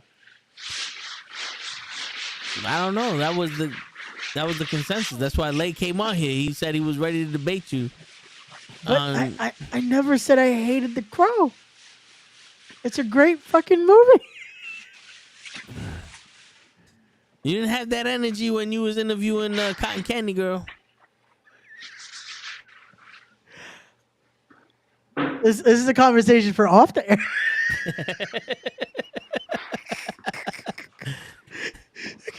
Man gets one lump on the head. He thinks he's Pancho Villa over here. That's a Demolition Man reference. If anybody's out there wondering, okay, you missed out on that. Yeah. See, okay. This is why we're John friends. Spartan. Yeah. Well, now everything that Cap said, he said it so well and with so much passion and conviction. I completely disagree. I saw that shit, and I'm 100% like, I don't want anything to do with this. Will I watch it because it's a Crow movie? Absolutely. Do I feel it's going to be ass? Yeah, I do. Not because of the actor in it, because I know this man can legitimately act. He comes from a great acting family. Shit. His father was just in Dune, Part 2. Awesome. You know what I'm saying? His brother played Floki with him. His other brother was in True Blood in The Northman with it. No problem. He was it. It's just something about this that I get a horrible vibe from. And I love the movie tremendously. I love the actor who played it. I love him. Big Trouble in Little Tokyo, Rapid Fire, the movie they did with Bolier, not too many people know about. You know what I'm saying? So I feel a connection. It's just something about this movie I just do not get a good vibe from at all. Like once I saw that, I was like, even when it was Jason Momoa going to be cast for it, I still didn't get a good vibe. Mm. You know what I mean? Something about it just didn't click with me. And I like Jason Momoa. I just did not like that connection. You know what I mean? I would prefer a no-name. Somebody fresh, new. You know what I'm saying? Sometimes a movie like that can turn you into a superstar if it's done right. Yeah. You know what I'm saying? The look I'm not connected to. Like I said, I got to read the synopsis, see how it goes. I'm just not connected. The whole movie, I'm just disconnected. Also, how long it took to get to this point. This shit should have been done like 10 years ago. Yeah. There were so many people marked to be the Crow. Yeah. You have so many directors and everything. Yeah, so I just can't vibe to. You know what I'm saying? Like I said, Cap had a great point. My point is, I'm just not vibing with any of this. Because I like the actor, I like the director. I'm not going to sit here and say I'm going to give it the benefit of the doubt. Will I watch it? Sure. When I watch it in the theaters, you go fuck yourself. I'm sorry. I can't sit here and say, Like, yo, maybe if I read the synopsis and I'm sold on something, maybe the first trailer will sell me. I just don't. I'm not connecting with it like I did with the first one when I was a kid. The first time I saw that trailer, I was like, I got to see that. And then Brandon Lee, I'm a big fan. It's just like the trailer captivated me. The noir gothic aesthetic got me. I'm like, you know what I'm saying? Then I saw the poster and I'm like, oh shit, I gotta watch this. And then this is my favorite movie of all time. That's settled. This, I'm looking at it like, oh, they're trying again so hard. They're doing it again. They're doing it. Something I really enjoyed and they're gonna fuck it up again. They're doing it again.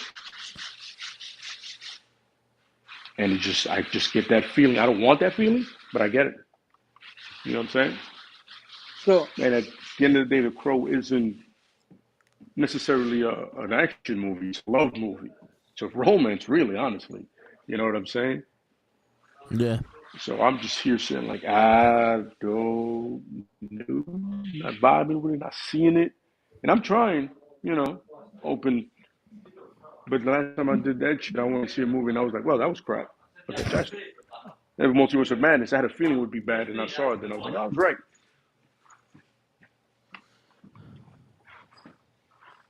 Shit, we could spend a whole Now month that I go on more my Multiverse of gut Madness. than anything. Let me get that started on that. I'm not going there. But I'm just saying. That I had a feeling that movie was going to be terrible, and I went in there, and I was like, shit, I was so right. I'm sorry. Yeah, go ahead. no, I was just gonna say I'm looking up some of the. So the writer, one of the writers, did the Bob Marley story, did Gran Torino, did Creed 3, King Richard. It's funny, I only saw Creed 3 and Gran Turismo out of that whole list. Yeah, but one of them is brand new, and the I other mean, one. I haven't seen the Bob Marley movie. The other ones I've seen. I want to You know see what I'm saying? the Like I Bob said. Marley movie. Same. Looks good. Yeah, like I said, it's just something about this is just not connected with me. So- I could be wrong. I could see the trailer and right away be like, all right, here we go. They got So me. here's a But little, right here's a little now, more as of information right for you. now. A little more information for you from my IMDb. This is specifically a modern reimagining of the character, and it is not based on the original look of the character from the graphic novel. So No, we figured I that picked one that out. up right away because when I saw the picture, make no mistake. When I saw the jacket, I saw the aesthetics, and I saw the pictures. I was like, this shit is like if it's happening right now. yeah, no. So I'm assuming that dude. I'm assuming that dude is soft as turd right now. You know what I'm saying? He's soft. Automatically assuming he is. 90% of the kids nowadays are soft as shit. Okay, but I'm saying. But as you were saying, I'm sorry. No, I was just giving you the heads up that so the look is on purpose not the same as Brandon Lee. So I don't know if that would, I don't think that's your complaint. I got that. No, it's not at all. No, you're not understanding me. Listen, if the attitude is almost the same as Brandon Lee, like that charisma, and I need that energy, great. I don't need to be Brandon Lee, but you know what I'm saying. But the look, I don't like face tattoos. I say it makes you look dirty, but if it's a thing now, everybody has them. You're cool if you do. You're dirty if you don't. Whatever. I don't know. You know what I'm saying? I got no problem with that. Like I said, there's something about not vibing with it. I want to be wrong, but when I usually get this gut feeling, I'm usually right. There's only been one movie that I was wrong about, I think, with that. That was Guardians of the Galaxy. I was pleasantly surprised by that. So surprised by that. Because I was like, yo, I know the team, and this is not the original team that I read in the comics. So I go in there, and I'm like, shit, I'm so happy it's not the original team now. Word. They killed it. But this right now, it's like I said, I like the actor. Got no problem with him. I think he's a great actor. He looks creepy as shit without makeup. Let's be real. No, yeah, he does. He has barrels in his basement with bodies in it. Yeah. Easily. I would not Like be I said, surprised. let me see a trailer first. Exactly. Let me see a trailer first. I might be surprised. Right now, I'm just not feeling it. And the combination of it taking so long and just the way it looks, and not the guy, the aesthetics around him. You know what I mean? You know how sometimes you see something, you're like, I don't know, man. I know that's very crowish. You know, Yeah. like the first one, you can tell what they were. You could easily tell, like, oh, this movie's going to be completely different than anything else, and it was. You know, looks, the way it was acted, everything. You know what I'm saying? They did it in Cleveland because that's how you should do it because the city is shit. You know what I mean? Makes sense. Yeah, I don't know something about it, man. You know what I'm saying? And I want to get behind it because I love the character, I love the comics. There's certain iterations of comics that I don't like. The businessman, I could never get behind him. I go fuck himself. You know what I mean? Anybody else, I would make sense. I didn't really like 2 or 3, and I'm not even going to mention 4. That's like the Rocky 5 of that. You know, the one you never mention. You know what I mean? There is no Rocky 5. But come on, man, he stole his room. Great story. My cousin had the box set that brought that movie that we don't name, and he threw it out and just kept the 4. He put tissue paper in there to like keep it still. Like I remember going to his trunk to get something. I was like, because if you remember those box sets, in the front it would be the first Rocky poster, in the back the last. Yeah. It's the movie you don't name. You're missing one. He goes, yeah, I threw that shit away. So he put the box set just to throw that one away. Yeah, man. So you know what I mean? I just said I want to, but right now, not feeling it. You know, it's I don't know. I want to be wrong because I just love the character.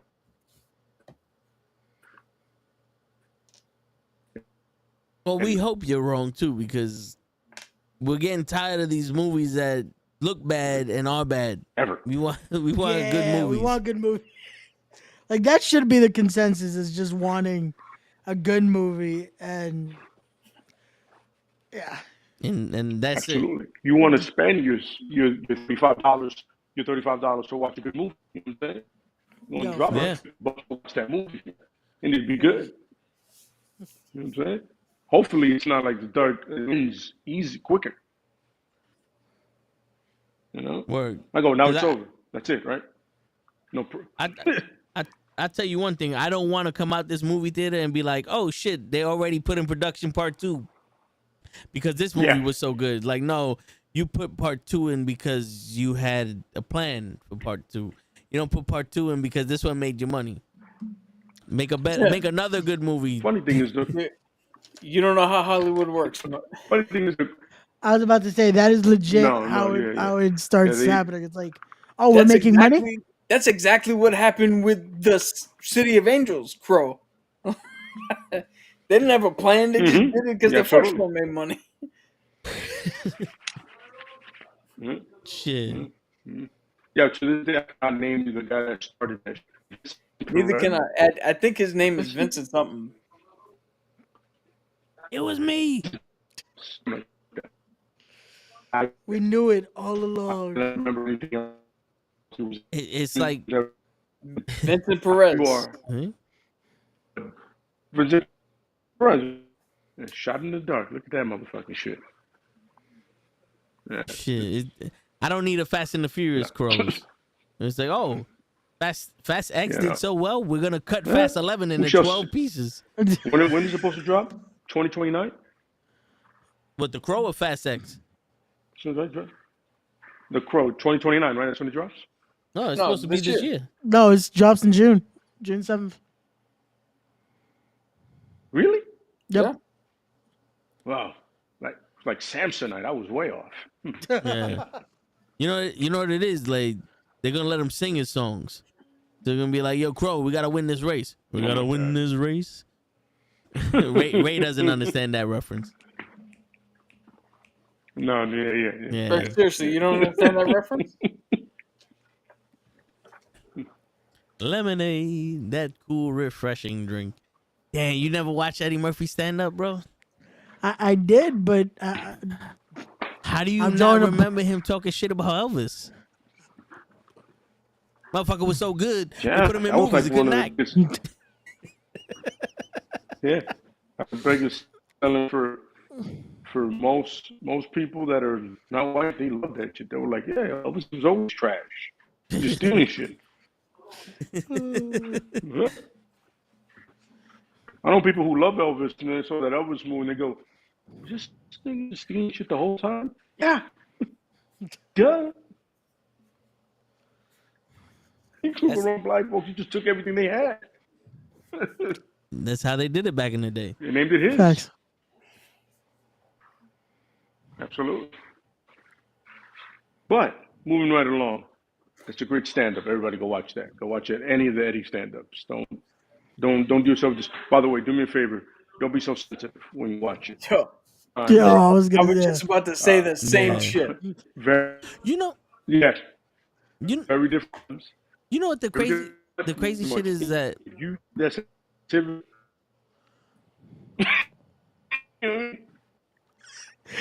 It's like trying to guess There's what that. word he says last. 'Cause Yeah.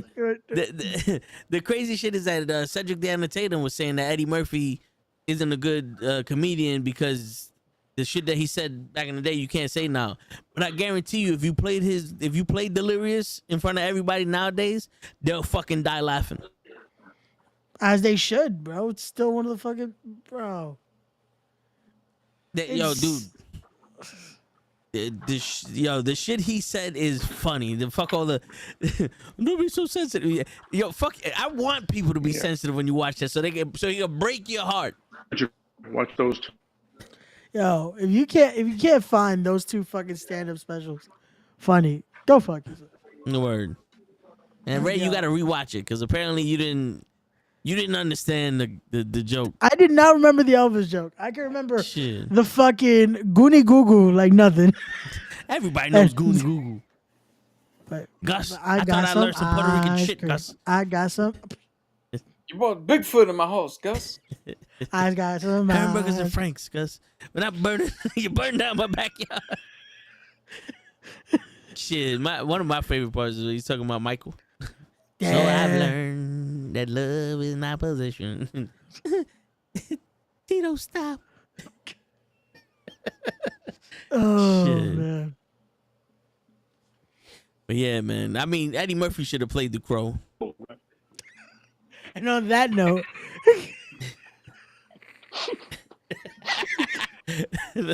Oh my god. Something right there. What the fuck? I got Uh, I got thrown out of a Sensation. fucking window. you was just fucking jaywalking? Now, How am I disturbing the That's peace? I got gonna thrown be out of a held right fucking there. window. I cannot get the fuck out of it's funny. here. It was would you like it with a lemon twist? Yeah. I would love it with a lemon don't be stupid. Don't be stupid. Of course. It's not a big problem. Of course, don't be stupid. Love the balcony. Love the balcony. Oh, The perfect strangers. Love the perfect strangers. Sorge Surge. was a fucking Sedge. Sarge. Sarge. Sedge. And He goes it's like, Acmel. He goes Axel. Ackwell. Mr. Foley, okay. Yeah, when he's selling weapons, he's like, okay, someone wants to steal your car. Okay, Mr. Robert, let me just, take away my keys from my house keys. Whooping! And now he's blinded and you can get away safely.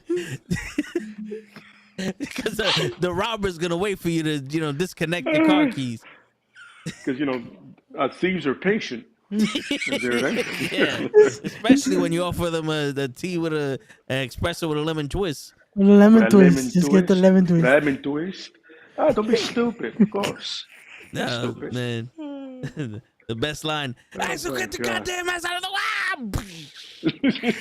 I love that shit. He goes, why don't you get your mad ass in this pool with me? Go on. Get in the pool. Party time. Get in the pool. This is word. If they want to live in a fucking donut, then they're gonna live in a Live in fucking a fucking donut. donut. That's supposed What to are be you, fucking signs art on this critic? shit. said, "Are you a fucking art critic?" Yo, he had to be These the are the wrong plans. smoothest These are the wrong motherfucker. plans. Yo, he just showed a badge and everybody believed him. These are the wrong Yeah. plans. Whoever gave you these plans, asshole. Go home. It's millet time. Go home. I'm gonna get all this shit straightened out. Fuck them. Come Y'all to go this home. house. You See were you, great. family. You all did great. Give He us goes a like, "Yo, round of applause. can somebody pick up all this shit up for y'all leave? Pick some of this shit up." Just walked into the house. He just stole somebody's house for the weekend. Word. That was the original Airbnb. There you go. Yeah. Except My he man- did it completely illegally. Yo, my man had the bag of pills. This is highly explosive shit. They told me I gotta give this to Alice Wall. I got 2 daughters, Monique and Unique. What the fuck I'm gonna do with $5? Like, I think you should deliver. I think that would be best. We almost fucked up here. I almost fucked everybody's shit up. Damn, man. And the best one is he got herpes simplex 12. I think you should tell him that shit. Yes, I think that would be best. Alice Wall. Oh shit. And you gotta love he flipped the fucking stuntman that had a wig on over the buffet. Like back in those days, they was not shy about letting you know. No, they that this did white not man care. turned into a 6-foot black man with an afro when he got flipped in the buffet. They said, "Fuck it, you look like him." I'm African. He's Italian. This all right. You got the same suit on. Get your ass in the buffet. So we're gonna fix it in post. They never fixed it in post. Nah. They don't even try to edit it through. It's just like, nope, Yeah. we just see clearly what just happened. Like fuck it. I'm gonna get you, sucker. Yo, nah, yo. Here's I'ma here's get the you thing that'll sucker make you showed noodle, this. though. How old were you when you realized that was the stuntman? Because how many years did you grow up watching it, never knowing it, until that one day where you're like, holy shit, wait, go back? What the fuck was that? About the 23rd time that I watched it, I go, oh, wait a minute. Yeah. That's a It probably completely was different till I race got of older. motherfucker. That I was like, wait. I started noticing a lot of that when I got older. I was like, wait a second. Oh, yeah, they didn't even try for this one. Word. Yo, would you much rather that or what they did for Taken 3, where they literally did 75 fucking cuts to get Liam Neeson to jump one gate? Nah, I'd rather just fake it and fucking just do that. Yeah. Don't fucking extra work this shit just to be able to. Don't fucking make this feel like it's a standstill animation type shit. That's like, just Yeah, no, just fucking Yeah. At this do what you point, gotta do. Yeah. You can't make it over that fence. We'll get somebody to do it. Yeah, we got This is a movie. Is make believe anyway. facts. Like, Yeah, like CG the fence. Just yeah. This isn't What fence? Jason Bourne where we hired a cameraman to follow a super spy. No, this is a movie. Dude. Liam Neeson, how was it filming Taken 4? Well, I hated the wire work. Wire work? What wire work? They put me in a harness so they can have me jump over the roof and the fence in a box in an alley. They made me run, and I don't like running. You know, speaking of that, he's taken over Leslie Nielsen's Naked Gun pictures. I saw that. Why is that happening? Why? Well, you don't think he's funny? Not really. It's like To be honest, I feel like he's one dimensional. I don't think he's one dimensional. I just feel like You've never seen him act then. No, I mean like with the funny shit. Because even in Ted, he was fucking. I have a No, set of skills. They specifically asked him to do that in Ted. And then I don't know. It just feels weird to that was like, huh? But again, I'll give it a chance. I'll still end up watching it. I mean, My only thing is like they're remaking Naked Gun. Like No, but that was my thing. It's like if you're gonna it's like the most random thing to remake, and then it's like, wait, really? Okay, fuck it. You Who said they that. gonna get It's to my play wife's OJ? car. Who did what? So OJ Simpson was part of those movies. It's like, who are they gonna get to play him? Cuban Gooding Jr. Ben. He already paid him. He already played him. Shit. But I don't understand the fascination with remaking old movies. Like, I get you can make something that's inspired by Naked Gun, but why does it have to be Naked Gun? So here's the reasoning that I heard. All the people who are in charge now in Hollywood are around our age, And and have we all grew no. up. We all grew up watching all this shit, right? And now Hollywood's in a perpetual cycle where you need IP, you need an intellectual property that is already established in order to make money, because people are not going to go out to the theater to see something they don't know. So when you need an IP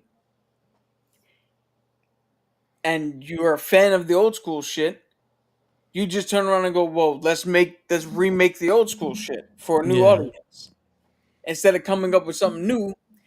Because what in your head, the original shit was so good and it made so much money back then, why would it not make money now? Versus sinking shit into a new property that you have no clue if it's gonna work or not, and then now you're fucked.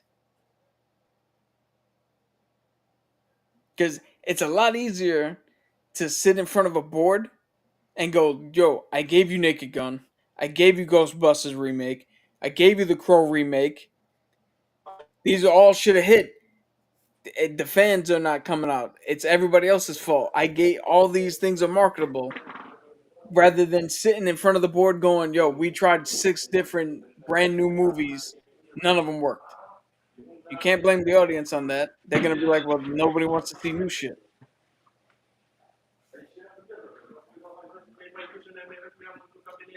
I hear you. Hmm? But for them, John Wick was amazing. The Raid was amazing. John The Departed was. John Wick was a surprise that they milked into 4 movies, possibly 5. The Yeah, Raid is Yeah. the Raid was a foreign movie that doesn't count. What was the other one you said? um,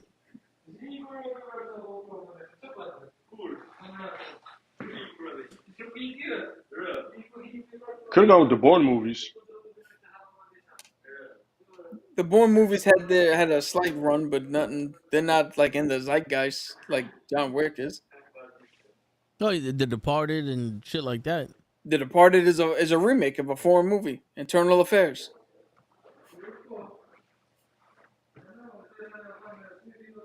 Like you'll be hard pressed to find things that are original. Even original movies are not fucking original. Die Hard is a remake.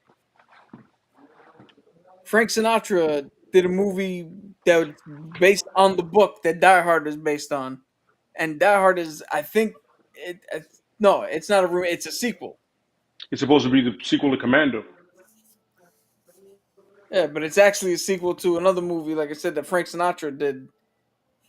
Visit his daughter in that building in L.A., Arnold, and he was like, "Yo, I just did the one. I got to do something else. I'm good, man." Yeah.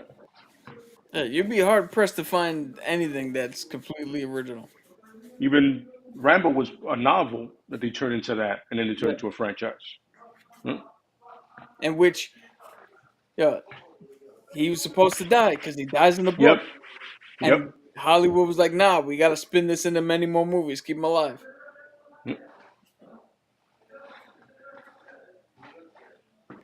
It's all about making money, man. Nobody wants to I've said just do shit for the sake of doing art. I've said it before. The creators of both Friday the 13th and Nightmare on Elm Street just wanted to do one, and they were like, "Yo, but they're good. We can make more money off them. Like, yo, Wes Craven just wanted to do one. That's it. They had to milk it to like 7. And then that terrible remake. Yeah. I personally love the Jason ones because that shit is ridiculous. Yeah, that The way one he wasn't kills bad. is fun. You know what I'm saying? But yeah, a lot of times it's that little like Ocean's 11 was a remake of an old movie with Frank Sinatra in it Yeah. Yeah, and Dean that Martin one I knew. Yeah. and Dean Martin, and then all of a sudden they're like, yo, let's do 12 and 13. I'm like, I remember just being Ocean's 11, and I've seen the first one, the original one. It's not good. I Yo, think they're remaking it again. No. yeah, Yeah. they're doing like a prequel to it. Yeah. You want to know how the original one ends? They all die. No,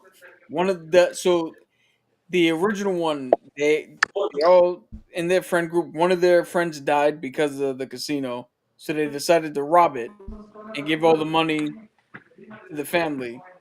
But then the family didn't want it, so they wound up burning the money with the body. That's Okay. wow. That's stupid.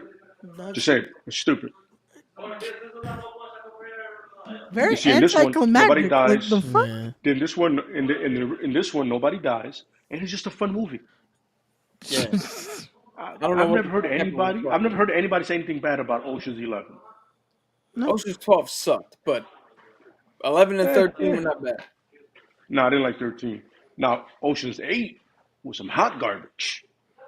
Was that the women? Yeah. Yeah. That Yeah. shit was next level bad. I didn't see that one. Good.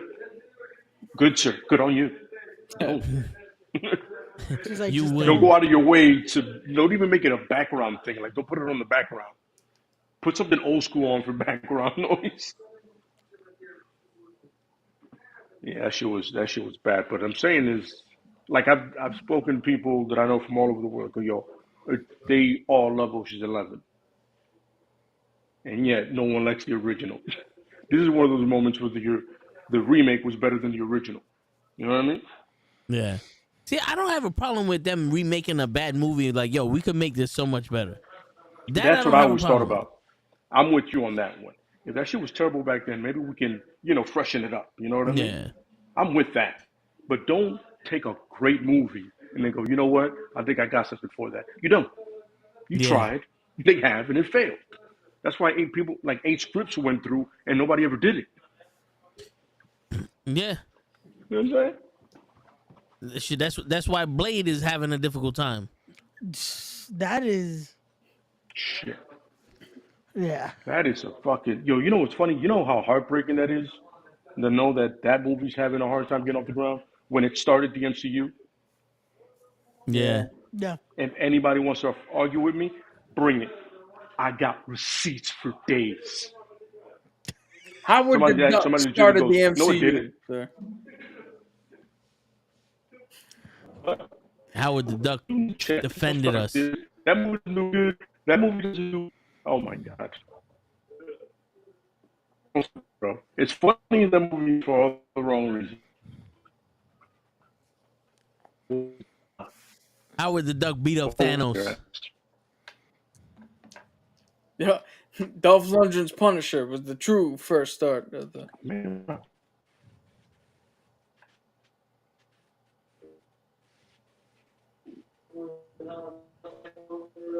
Halloween was supposed to be an anthology. Yes. Yeah, it wasn't supposed to be a sequel. Yo, they forced, what do you call it? John Carpenter to do the second one that way. Yeah. Like, he didn't want to do that shit at all. Nope. That's why the third is the way it was, and yeah, but How was the third one? The third one's kind of like Jason Goes to Hell. Oh, There is no Michael Myers. It's the masks. There's something in the production of the Halloween masks that when you put it on, it makes you kill people. Yep. That is still better than And then his fucking mom tells everybody to kill everyone. That is also still better than Halloween Ends. Did we ever have that argument on this show? Yo, I don't know why you called your movie Halloween Ends. Set up the biggest fight between Laurie Strode and Michael Myers. But your entire movie is about a new guy who got bitched out by the band fucking kids. But it's still able to kick Michael Myers' ass. Yeah. I'm mad that I'm like, fight off Michael fucking Myers, but not some band bitches. if And it would then- have been titled anything else. Yo, but it's Halloween Ends, and I know, you try to start a whole new fucking thing. No.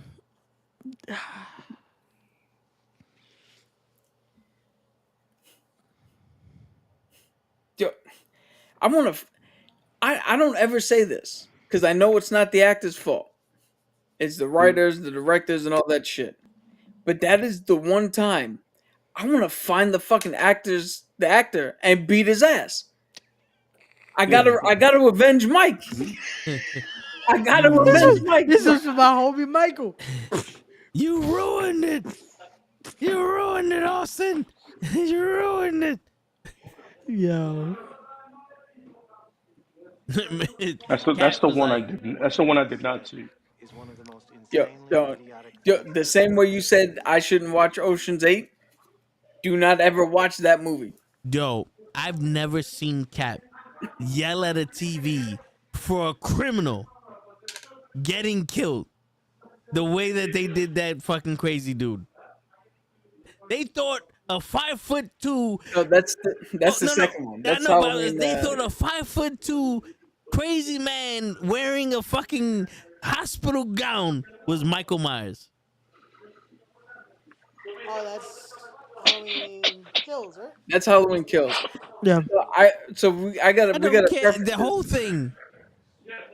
we gotta preface this because I said it when we did the review. The actions that they took against that man and all that shit led up to him jumping off the roof had me so fucking triggered and emotional. I was in full-blown tears because instead of getting help for this man, they forced him to jump off of out of a window. And it triggered me so much. I was like, this is society. This is society. People show you that they need help, and instead of trying to see that and getting help, you antagonize them to do the ultimate shit. Yeah. We see it all the time on that. That's why it fucking triggered me so much. I can't even go back and watch that fucking film. I have not gone back and watched it at all. I remember sitting there with my lady and we're like, wait, well, back up the suicide train. Did you guys just force that guy to kill himself? Like, wow, I didn't expect. Yeah, to there's see a lot of poor choices in that. Pressured suicide in a Michael Myers movie. I go, he does the killing, not society. Yeah. And I'm it makes you think like Michael Myers is a mindless killer that goes around killing people. This man is terrified of all y'all. I don't think this is him. By the This way, might not Michael be Myers him. is not mindless because he can drive. I don't know if you guys forgot that Michael Myers can drive. Yeah. Yo, he drives really well. You gotta With that learn. mask? You gotta love how they explain that away. It's like, how did he learn to drive? Oh, yeah. Some idiot Orly taught him to drive. Why? Why are you in a mental institution with the embodiment of evil, 6'6" something, and you're like, yo, you want to learn stick shift? Come here. Right? Let me get you behind a bigger weapon. No more butcher knives for you.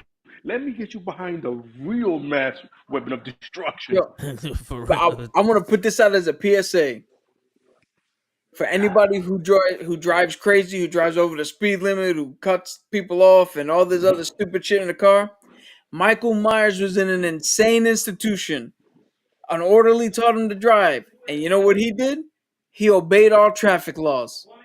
That He really motherfucker never did. got pulled over, never ran a red light, didn't pass a stop sign. Yeah. He did everything the way he was supposed to, so he wouldn't get caught. And the crazy shit is all the Even- car accidents even he in was that in, year. someone else was driving.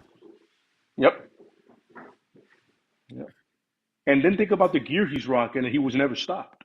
Yeah. Because like Cap said, he obeyed the law. Yeah. Even psychos understand that I can drive and get away with shit if I do it right. Yep. He said, ain't nobody gonna stop me killing because I'm driving the speed limit. Exactly. I'm going to get to where I'm going because I'm already in the car, but I'm going to get there safely. Yeah. There's no Right? need for me to hurt other people while I go to kill you. Yeah. Absolutely. Yo, he doesn't hurt. Michael Myers doesn't hurt unnecessary innocent people. No, he doesn't. All the innocent people he hurts are necessity to him. Yes. You're in his way. You was fucking, you was babysitting, or you was in his way. Again. Or you were in his house. Yeah, you was in his Yeah. house, yes. That's another thing. If you know that's Michael Myers' house and no one's ever bought it, why would you go in there? Yo, No one's ever purchased that house. All of a sudden, you're like, yo, let's go in there. Nah, nigga, I'm good. I'm Yeah. good. two I- words on I why, can see it from here. I don't need to two go words outside. on why people would go in that house. And the magic Stupid. words: white people. Yeah. Yeah. Yeah. Sure. I'd be on some nuts. Think about it. The one time they let non-whites go in that house, Busta Rhymes kicked his ass. Word. I remember I have a friend of mine that loves Halloween. He goes, why was Busta Rhymes jump kicking Michael Myers? Like, what? Why is he pump kicking Michael Myers? Because remember, he watched Kung Fu movies growing up, so Yeah. of course he's a fucking black belt. Yo, Oh my I don't give a shit what God. anybody says. I love that Oh my one. God. Yo, listen, Busta Rhymes was just as big as Michael Myers. I dig it. It's about Yeah, that's time another someone thing. They were fought like a the same man. height. Yeah. Yeah. It's mean, more look at- believable Busta Rhymes kick your ass than a little kid that got thrown off a bridge by a teenager. Yeah. Very true. Very true. Very true.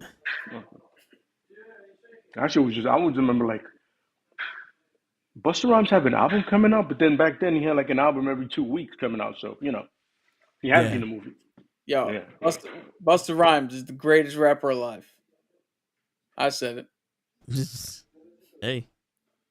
Okay. That's There's not my many number left. one rapper. No, but Hey, yo, man, and the concept of Michael Myers getting stronger with each kill, like he was a demon or some shit. That's something that came see- on in like part 4 and 5. Yeah, that was 5.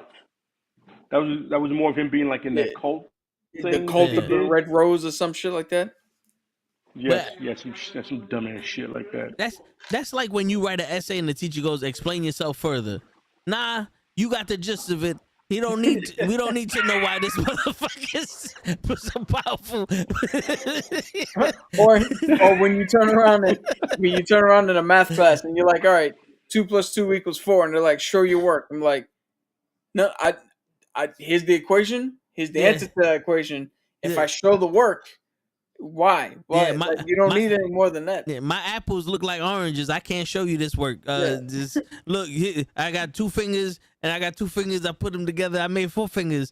That's how math work. Yeah, we don't need no explanation of his powers. He's a crazy motherfucker. Like, we get it. He's supposed to kill people. We don't need to know why. Just someone can we get either he kill people or No. we stop him. That's the two He's outcomes. pure evil. Done. You know, That's all you we know what? need. You know what I love about it is like when as it got further into the later years, they try to make Michael 3-dimensional. When you don't need to make Michael Myers or Jason Voorhees or Freddy Krueger 3-dimensional. They're crazy dudes who kill. Yeah, That's all you need to know. yeah. You don't make zombies 3-dimensional, do you? Did Yeah. anybody ever stop with a zombie and go, "Yo, why is he a zombie?" Well, Yeah. because another zombie bit him while he was alive, and now he's a zombie. Yeah, Yeah, that but works. but It's so what simple. motivates him to want? I'm like, that's a basic natural instinct, and it's a zombie law. Why am I explaining this to you? Like I remember I was watching this trailer. I don't know why it came up on my algorithm of the first Power. I don't know if you guys ever seen that movie. It was with Lou Diamond Phillips. So the point of the movie is right. He has a knack for catching serial killers. This detective, right? And he's killing another guy. He's looking for another guy, and this guy winds up getting. There's three powers you get. One is a psychic power that one girl has. The other one is immortality, and the other one you're able to possess people. He has two powers, and he needs the last one from her to be, I don't know, Satan on Earth or some shit like that. But the way the movie's done is good, right? Didn't do well at all. Nobody really hooked on the concept. But once again, no one tried to explain why he was crazy. He just killed people. He killed 15 innocent people, and now we got to put this nigga to death. That's it. Yeah. They caught him, gassed him, didn't work because he came back. Oh, I'm sorry. One of them powers is resurrection. I apologize. You're able to come back to life. But the point is, nobody tried to understand him. Yeah. Like, we got to kill this dude. He's killed 15 people. He has to die. Yeah. That's it. Yeah. Nobody tried to understand him. Just like the dude from Jeffrey Dahmer. God sent me here to kill you. Yeah, we don't need to listen. He was killing people and eating them. No understanding there. Get rid of him. Get rid of him. Let's understand why nobody can fucking pay their taxes on time. Or how come no one's getting paid enough? I don't need to know why this man's eating people. Get him out of this life. I don't want him in this realm of humanisms. I don't want none of that. No humanity in this no more. Thank you, sir. Get him out of here. No, but that's what I'm saying. Like, stop making characters that are not three-dimensional. Yeah. I'm gonna tell you a perfect example of that. Snake Eyes. Yeah. He's a mute. What? That's it. Well, 1 second. I know everything I need to know about Snake Eyes. Yeah. I don't need his backstory. Yeah. He is the coolest G.I. Joe ever, no matter who says what. Why making him Asian and we don't know who's white? And there's very few times I have a problem with not whitewashing. This is it. And I love Henry Goldman. I like the dude. He's a great actor. He was great in The Gentleman and everything else he did. But I'm like, I know the Snake Eye lore, and he's white. So why doesn't he have his mask on? Yeah. Just certain things you don't need to explain certain. He's Snake Eyes. You can do his backstory in 2 seconds. 2 seconds. Yep. You want to do Storm Shadow's backstory? You want to make him three-dimensional? Cobra Commander? Any of the G.I. Joe? Snake Eyes? No. Yeah. I don't get it. He's a kung fu master that don't speak. Bah. Yeah. We get it now. Show us what's happening at the current point in time of the movie. Exactly. I don't need. There's certain characters in fiction that don't need backstories. Darth Vader. It's in the name. Yeah. What do I need to know about Darth Vader that the name doesn't really tell me the image? The Joker. I don't need his origin. I just know this is a crazy son of a bitch who kills because he thinks it's fun and likes fucking with Batman. He loves Batman more than he loves himself. Word. He is literally in love with Batman. And if people like, yo, where the Joker came from? Costco. Don't worry about it. He's here now. He's just forces of nature show up one day and they're just here. Yep. That's it. I don't need you to tell me why he's evil. I can see it. We could figure that out. It's not hard. That's like saying, why is he rich? Because he got money. Let's get it going. Now, if you ask me how did he get rich, it's different.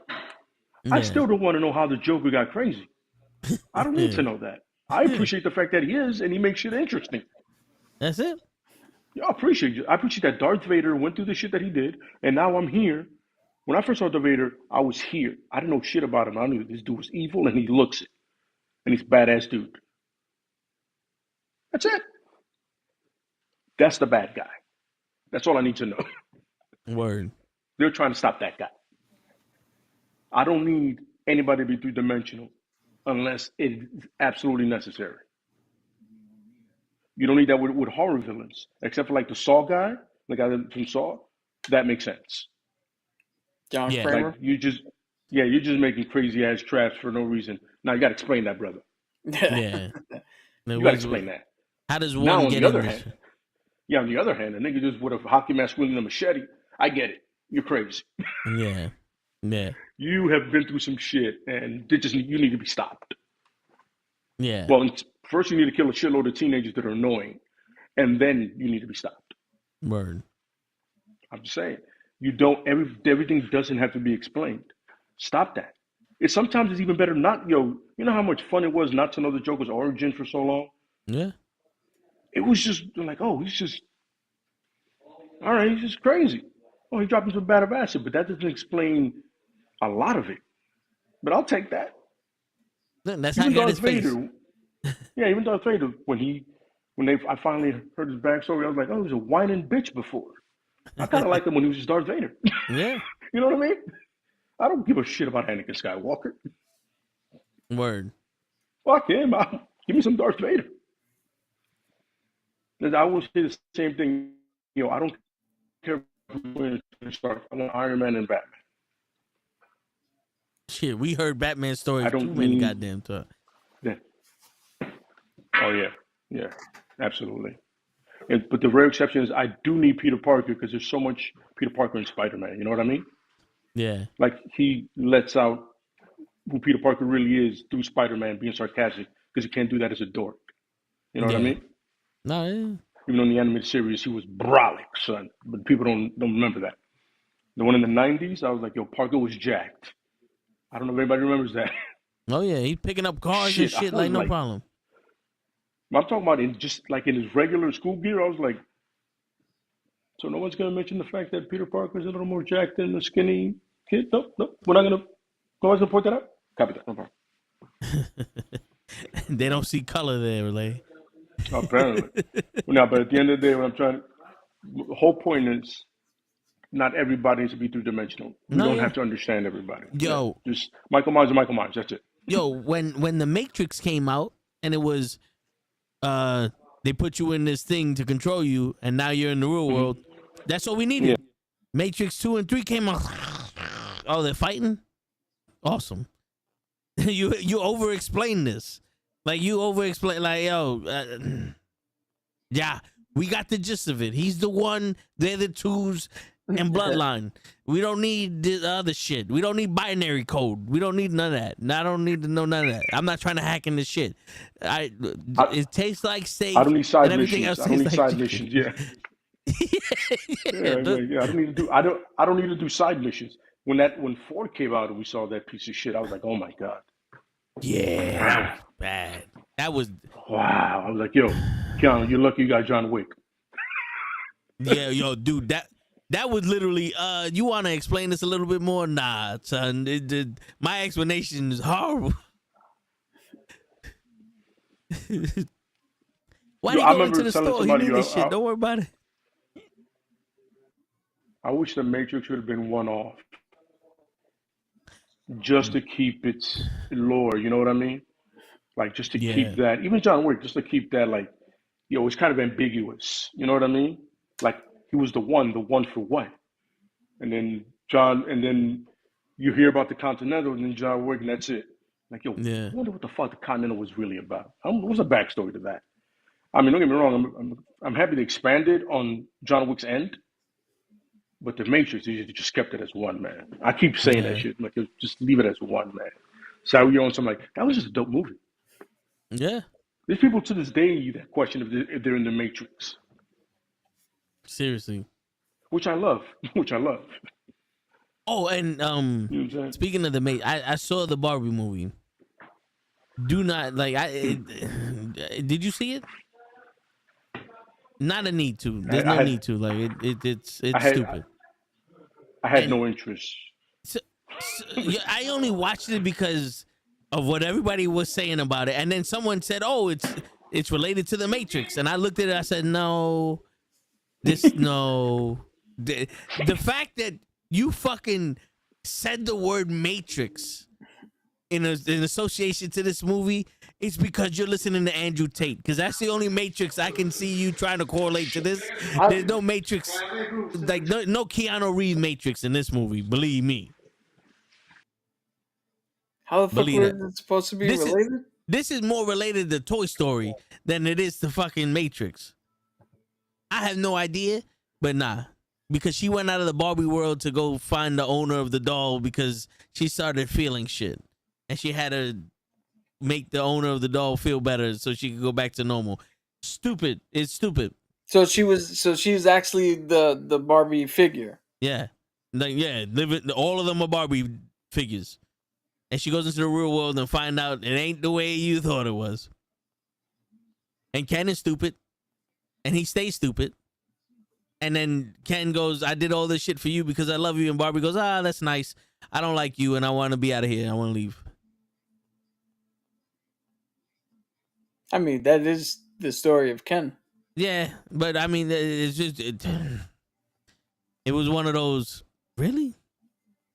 You fucking, like, I'm watching this and I'm just replaying in my mind all of the people that said that this movie was good, and I'm just like speaking to them spiritually, going, "You like this shit?